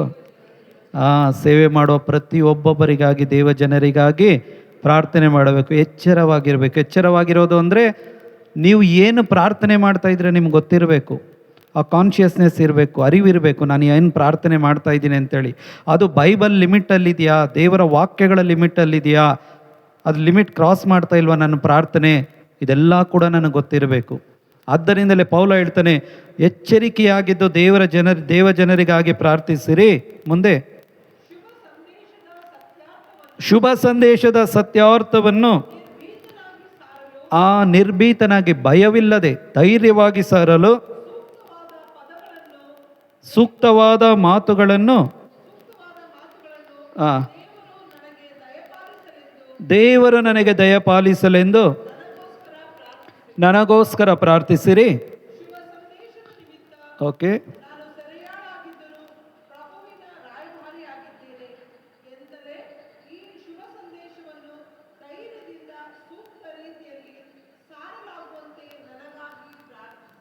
ಈ ಶುಭ ಸಂದೇಶವನ್ನು ಧೈರ್ಯದಿಂದಲೂ ಸೂಕ್ತ ರೀತಿಯಲ್ಲಿ, ಅಂದರೆ ಪವಿತ್ರ ಆತ್ಮರು ನಡೆಸುವ ರೀತಿಯಲ್ಲೇ ನಾವು ಸಾರಬೇಕು. ನಮಗಿಷ್ಟ ಬಂದ ಹಾಗೆ ನಾವು ಸಾರುವ ಹಾಗೆ ಇಲ್ಲ. ರಾತ್ರಿ ಕುತ್ಕೊಂಡು ಏನೋ ಒಂದು ಮೀಟಿಂಗ್ ಮಾಡ್ತೀವಿ, ಬೆಳಗ್ಗೆ ಸಾರ್ಬಿಡೋಣ, ಅಲ್ಲೋಗ್ಬಿಡೋಣ, ಇಲ್ಲೋಗ್ಬಿಡೋಣ. ಪ್ರೇರಿ, ಯಾಕೆ ಇವತ್ತು ಏಳಿಗೆ ನಾವು ನೋಡ್ತಾ ಇಲ್ಲ, ಸಭೆ ಬೆಳೀತಾ ಇಲ್ಲ, ಮಿನಿಸ್ಟ್ರಿ ಬೆಳೀತಾ ಇಲ್ಲ, ಅಥವಾ ನಾವು ಶುಭ ಸಂದೇಶ ಸಾರುವುದು ಇವತ್ತು ಆ ಫಲ ನೋಡೋಕ್ಕಾಗ್ತಾ ಇಲ್ಲ ಅಂತ ಹೇಳಿದ್ರೆ, ನಾವು ಎಲ್ಲೋ ಮಾನಸಿಕವಾಗಿ ನಾವು ಏನು ಮಾಡ್ತಾ ಇದ್ದೀವಿ, ನಮ್ಮ ಒಂದು ಡಿಸಿಷನ್ಗಳ ಮೇಲೆ ನಾವು ಡಿಪೆಂಡ್ ಆಗಿದ್ದೀವಿ. ಪೌಲ ಹೇಳ್ತಾನೆ, ಕ್ರಿಸ್ತ ಯೇಸುವಿನ ಮೇಲೆ ನೀವು ಏನಾಗಿರಿ, ಡಿಪೆಂಡ್ ಆಗಿರಿ. ಪವಿತ್ರ ಆತ್ಮನ ಮೇಲೆ ನೀವು ಡಿಪೆಂಡ್ ಆಗಿ, ಅವರು ನಡೆಸುವಾಗ ಉತ್ತಮವಾದ ಮಾರ್ಗದಲ್ಲೇ ನಡೆಸ್ತಾರೆ. ಅವರ ಮಾರ್ಗದರ್ಶನ ಯಾವ ರೀತಿಯಾಗಿರುತ್ತೆ ಅಂತ ಹೇಳಿದ್ರೆ, ನಿಮ್ಮ ಬಾಯಿಂದ ಬರೋ ಒಂದೊಂದು ಮಾತುಗಳು ಕೂಡ ಏನಾಗಿ ಹೋಗೋದಿಲ್ಲ, ವ್ಯರ್ಥವಾಗಿ ಹೋಗೋದಿಲ್ಲ. ಯೇಸು ಹೇಳ್ತಾರೆ, ನೀವು ಬೀಜ ಹಾಕದಂಥ ಸ್ಥಳಗಳಲ್ಲಿ ಕೊಯ್ಲುಗಳನ್ನು ಮಾಡ್ತೀರಾ. ಅಂದರೆ ಇವತ್ತು ಬೀಜ ಎಷ್ಟೋ ಜನ ಹಾಕಿ ಇವತ್ತು ಎಷ್ಟೋ ಏನಾಗಿದೆ, ಫಸಲು ಬೆಳೆದು ನಿಂತಿದೆ. ಕೊಯ್ಲು ಮಾಡಬೇಕು, ಕೊಯ್ಲುಗಾರರಿಲ್ಲ. ಯೇಸು ಸ್ವಾಮಿ ಹೇಳ್ತಾರೆ, ಆ ಕೊಯ್ಲುಗಾರರು ಇವತ್ತು ನಾವು ಒಬ್ಬೊಬ್ಬರು ಪ್ರೇರೆ. ಇವತ್ತು ಆ ಕೊಯ್ಲು ಕಟಾವು ಮಾಡುವಂಥ ಒಂದು ಸೇವಕರು ನಾವು. ಇವತ್ತು ಅದು ನಮ್ಮ ಕೈಲಿ ಮಾಡೋಕ್ಕಾಗ್ತಾ ಇಲ್ಲ ಅಂತ ಹೇಳಿದ್ರೆ, ಇನ್ನೂ ಕೊಡುಗೋಲು ಹಿಡಿಯೋದು ನಮಗೆ ಬಂದಿಲ್ಲ ಅಂತೇಳಿ ಅರ್ಥ. Praise the lord, hallelujah. ಅದಕ್ಕೆ ಇಲ್ಲಿ ಪೌಲರು ಹೇಳ್ತಾರೆ, ಪವಿತ್ರಾತ್ಮರಿಂದ ಪ್ರೇರಿತರಾಗಿ ಎಲ್ಲ ಸಮಯದಲ್ಲೂ ನೀವು ಪ್ರಾರ್ಥನೆ ಮಾಡಿ, ನಿಮ್ಮ ಅಗತ್ಯಗಳಿಗಾಗಿ, ಬೇಡಿಕೆ ಕೋರಿಕೆಗಳಿಗಾಗಿ ದೇವರ ಬಳಿ ಪ್ರಾರ್ಥನೆ ಮಾಡಿ, ಎಚ್ಚರವಾಗಿದ್ದು ದೇವ ಜನರಿಗಾಗಿ ಪ್ರಾರ್ಥನೆ ಮಾಡಿ. ಅಷ್ಟು ಮಾತ್ರವಲ್ಲ, ನಾನು ಶುಭ ಸಂದೇಶವನ್ನು ಸಾರುವಾಗ ಧೈರ್ಯದಿಂದ ಸಾರುವಂತೆ ದೇವರ ಬಳಿ ಪ್ರಾರ್ಥನೆ ಮಾಡಿ, ನಾನು ಹೇಳುವಾಗ ಸೂಕ್ತವಾದ ಮಾತುಗಳನ್ನೇ, ದೇವರ ಮಾತುಗಳನ್ನು ಹೇಳುವಂತೆ ನನಗಾಗಿ ಏನು ಮಾಡಿ, ನೀವು ಪ್ರಾರ್ಥನೆಯನ್ನು ಮಾಡಿ. ಹಾಗಿದ್ರೆ ಈ ಮಧ್ಯಸ್ಥಿಕೆ ಪ್ರಾರ್ಥನೆ ಕೇವಲ ನಿಮ್ಮ ಒಂದು ಊರಿಗೆ, ನಿಮ್ಮ ಧರ್ಮ ಕೇಂದ್ರಕ್ಕೆ ಮಾತ್ರ ಅದು ಸಹಾಯವಾಗೋದಿಲ್ಲ ಪ್ರಿಯರೇ. ನಿಮ್ಮನ್ನು ಬೆಳೆಸುವಂಥ ಎಷ್ಟೋ ಒಂದು ದೇವ ಸೇವಕರಿಗೂ ಕೂಡ ನಿಮ್ಮ ಪ್ರಾರ್ಥನೆ ಬಲವನ್ನು ತಂದು ಕೊಡುತ್ತೆ, ಶಕ್ತಿಯನ್ನು ತಂದು ಕೊಡುತ್ತೆ. ಅವರು ಹೋಗುವಂಥ ಎಲ್ಲ ಸೇವೆಗಳು ಕೂಡ ಫಲಪ್ರದಾಯವಾಗುವಂತೆ ದೇವರು ಆಶೀರ್ವಾದವನ್ನು ಮಾಡ್ತಾರೆ. ಹಾಗೆಯೇ ನಿನ್ನ ಒಂದು ಪ್ರಾರ್ಥನೆಯ ಒಂದು ಸಹಾಯ ಎಷ್ಟು ಜನಕ್ಕೆ ಉಪಯುಕ್ತವಾಗ್ತದೆ, ಹೆಲ್ಪ್ ಆಗುತ್ತಲ್ವ. ಏನು ಮಾಡ್ತೀರಾ ಇನ್ನು ಮುಂದೆ ಪ್ರಾರ್ಥನೆ ಮಾಡ್ತೀರಾ? ಇನ್ನೂ ತುಂಬ ವಾಕ್ಯಗಳಿದೆ, ಹೇಳ್ತಾ ಹೋದರೆ ಇನ್ನೂ 1 ಗಂಟೆ ಹೇಳ್ಬೋದು, ಅಷ್ಟು ವಾಕ್ಯಗಳಿದೆ ಬೈಬಲಲ್ಲಿ. ಕೊನೆಯದಾಗಿ ಒಂದು ವಾಕ್ಯ ಹೇಳಿ ನಾನು ಮುಗಿಸ್ತೇನೆ. ಏನು ಗೊತ್ತಾ? ಎಫೆಸಿ ಅಧ್ಯಾಯ 3 ವಾಕ್ಯ 20-21 ಹೇಳುತ್ತದೆ, ನಿಮ್ಮಲ್ಲಿ ಕಾರ್ಯ ಸಾಧಿಸುವ ದೇವರು ನಿಮ್ಮ ಆಸೆ ಆಕಾಂಕ್ಷೆಗಳಿಗಿಂತಲೂ, ಬೇಡಿಕೆ ಕೋರಿಕೆಗಳಿಗಿಂತಲೂ ಅಧಿಕವಾದದ್ದನ್ನು ಮಾಡಲು. ಹಾಗಿದ್ರೆ ನಿನ್ನೊಳಗಡೆ ಪವಿತ್ರಾತ್ಮರು ಕೆಲಸ ಮಾಡೋದಾಗಿದ್ದರೆ ನೀನು ಕೇಳೋದಕ್ಕಿಂತಲೂ ಇನ್ನೂ ಉತ್ತಮವಾದದ್ದನ್ನು ಕೊಡ್ತಾರೆ. ಸ್ವಾಮಿ ನನಗೊಂದು ಆತ್ಮ ಕೊಡು ದೇವರೇ, ಒಂದು ಮನೆ ಕೊಡು ಅಂತ ಹೇಳಿದ್ರೆ, ಒಂದು ಯಾಕೆ, 10 ತಗೋ. ಯಾರು ಕೊಡೋದು? ಅದಲ್ವಾ? 5 ತಲಾಂತನ್ನ ಮತ್ತೆ 5 ಸೇರಿಸಿ 10 ಕೊಡೋವನಿಗೆ ಯೇಸು ಹೇಳ್ತಾರೆ, 10 ಇನ್ನೊಂದು 10 ತಗೋ ನೀನು. ಉಳ್ಳವನಿಗೆ ಹೌದಾ? ಈಗಾಗಲೇ ನನಗಿದೆ ಸ್ವಾಮಿ, ನಾನು ಕೇಳೋದೊಂದೇ, ಕೊಡು ದೇವರೇ. ಅಲ್ಲಿ ಪೌಲ ಹೇಳ್ತಾರೆ, ಭಯ ಪಡಬೇಡ. ನೀವು 16ನೇ ವಾಕ್ಯದಿಂದ ಓದಿದ್ರೆ ಪೌಲ ಅಲ್ಲಿ ಹೇಳ್ತಾನೆ, ನಿಮ್ಮನ್ನು ಪವಿತ್ರ ಆತ್ಮನ ಸಂಪನ್ಮೂಲಗಳಿಂದ ತುಂಬಲಿ ದೇವರು. ನೀವು ದೇವರಿಗಾಗಿ ಜೀವಿಸಲಿ, ಕೀರ್ತನೆಗಳನ್ನು, ಸ್ತುತಿ ಸ್ತೋತ್ರಗಳನ್ನು ಜೀವಿಸ್ರಿ, ಸಂತೋಷದಿಂದ ಜೀವಿಸ್ರಿ. ನೀವು ದೇವರ ಜೊತೆಯಲ್ಲಿರುವಾಗ ನೀವು ಏನು ಕೇಳಿದ್ರು ಕೂಡ ದೇವರು ಅದಕ್ಕಿಂತಲೂ ಅಧಿಕವಾದದ್ದನ್ನೇ ಕೊಡ್ತಾರೆ. Praise the Lord. ನಂಬ್ತೀವ? ನಂಬಿಕೆ ಇದೆಯಾ? ನಾವು ಕೇಳೋದಕ್ಕಿಂತಲೂ ಉತ್ತಮವಾದದ್ದನ್ನು ಕೊಡೋದಕ್ಕೆ ಯಾರಿಗೆ ಶಕ್ತಿ ಇದೆ? ದೇವರಿಗೆ ಶಕ್ತಿ ಇದೆ, ಹೌದಲ್ವಾ? ಮುಂದೆ 21ನೇ ವಾಕ್ಯ ಏನು ಹೇಳುತ್ತೆ? ಅವರಿಗೆ ಅಂದರೆ ದೇವರಿಗೆ ಧರ್ಮಸಭೆಯಲ್ಲೂ ಕ್ರಿಸ್ತ ಯೇಸುವಿನಲ್ಲೂ ಯುಗ ಯುಗಾಂತರಕ್ಕೂ ತಲತಲಾಂತರಕ್ಕೂ ದಾನಿಯೇಲನ ಪ್ರಾರ್ಥನೆ ಯುಗ ಯುಗಾಂತರಕ್ಕೂ ತಲತಲಾಂತರಕ್ಕೂ ಮಹಿಮೆ ತಂದು ಕೊಡ್ತಾ ಇದೆಯಾ? ಹಾಗೆಯೇ ನಿನ್ನ ಪ್ರಾರ್ಥನೆ, ನಿನ್ನ ಪ್ರಾರ್ಥನೆ ಯುಗ ಯುಗಾಂತರಕ್ಕೂ ತಂದು ಕೊಡುತ್ತಾ ದೇವರಿಗೆ ಮಹಿಮೆ. ಅದಕ್ಕೆ ಪೌಲ ಹೇಳ್ತಾನೆ, ನೀವು ನನಗಾಗಿ ಪ್ರಾರ್ಥನೆ ಮಾಡಿ. ಅಲ್ಲಿ ಯಾರೆಲ್ಲ ವಿಶ್ವಾಸಕ್ಕೆ ಬರ್ತಾರೆ ನೋಡಿ, ಆ ಪ್ರಾರ್ಥನೆಯ ಒಂದು ಪ್ರಭಾವ ನಮ್ಮ ಮುಖಾಂತರ ಅವರೆಲ್ಲರೂ ದೇವರಿಗೆ ಮಹಿಮೆಯನ್ನು ಸಲ್ಲಿಸ್ತಾರೆ. ನಿಮ್ಮ ಮಧ್ಯಸ್ಥಿಕೆ ಪ್ರಾರ್ಥನೆ ಮುಖಾಂತರ ಯಾರೆಲ್ಲ ಜೀವೋದ್ಧಾರ ಹೊಂದಿ ಯೇಸು ಹತ್ರ ಬರ್ತಾರೆ ನೋಡಿ, ನಿಮ್ಮ ಮುಖಾಂತರವೇ ದೇವರಿಗೆ ಮಹಿಮೆ ಹೋಗುತ್ತೆ ಪ್ರಿಯರೇ. Praise the lord. ಯಾರ ಮುಖಾಂತರ? ನಿನ್ನ ಮುಖಾಂತರ ಹೋಗುತ್ತೆ. ನೀನು ಯಾವ ಆತ್ಮವನ್ನು ದೇವರ ಬಳಿ ಕರ್ಕೊಬರ್ತೀಯಲ್ಲ, ಆತನು ದೇವರ ಬಳಿ ಡೈರೆಕ್ಟಾಗಿ ಪ್ರಾರ್ಥನೆ ಮಾಡಿದ್ರೂ ಕೂಡ ದೇವರ ವಾಕ್ಯ ಹೇಳಿದೆ, ಪೌಲ ಹೇಳ್ತಾನೆ, ನಾವು ಸಾರಿದಂಥ ಶುಭ ಸಂದೇಶ ಮುಖಾಂತರ ನಮ್ಮ ಮುಖಾಂತರ ದೇವರಿಗೆ ಮಹಿಮೆ ಸಲ್ಲಿಸಲ್ಪಡ್ತದೆ. ಹಾಗಿದ್ರೆ ಯಾರಿಗೆ ಪ್ರಿವಿಲೇಜು? ಯಾರಿಗೆ ಗೌರವ? ಯಾರಿಗೆ ಘನತೆ? ನನಗೂ ನಿನಗೆ. ನಾವು ಏನು ಮಾಡ್ತಾ ಇದ್ದೀವಿ? ಇನ್ನೂ ಸಾಧಾರಣ ವ್ಯಕ್ತಿಗಳಾಗಿ. ಅದಕ್ಕೆ ಪೌಲ ಹೇಳಿದ್ದು, ನೀವು ಲೋಕಕ್ಕೆ ಸೇರಿದವರಲ್ಲ, ಈ ಲೋಕದ ಜನರಲ್ಲ, ನೀವು ಪರಲೋಕದ ಜನರು. ನನ್ನ ಮಧ್ಯಸ್ಥಿಕೆ ಪ್ರಾರ್ಥನೆ ಯಾರಿಗೆ ಮಹಿಮೆ ತಂದು ಕೊಡಬೇಕು? ಪರಲೋಕದಲ್ಲಿರುವ ದೇವರಿಗೆ. ಯೇಸುವಿನ ಪ್ರಾರ್ಥನೆ ಯಾರಿಗೆ ಮಹಿಮೆ ತಂದು ಕೊಡ್ತಾ ಇತ್ತು? ಯೇಸುವಿನ ಜೀವನ ಯಾರಿಗೆ ಮಹಿಮೆನ ತಂದು ಕೊಡ್ತಾ ಇತ್ತು? ಹಾಗೆಯೇ ನಿನ್ನ ಪ್ರಾರ್ಥನೆ, ನಿನ್ನ ಜೀವನ ಯಾರಿಗೆ ಮಹಿಮೆ ತಂದು ಕೊಡಬೇಕು? ಪರಲೋಕದಲ್ಲಿರುವ ದೇವರಿಗೆ. Price the lord. ಅದಾಗಲಿ ಅಂತೇಳಿ ನಾವು ಪ್ರಾರ್ಥನೆ ಮಾಡೋಣ ಪ್ರಿಯರೇ.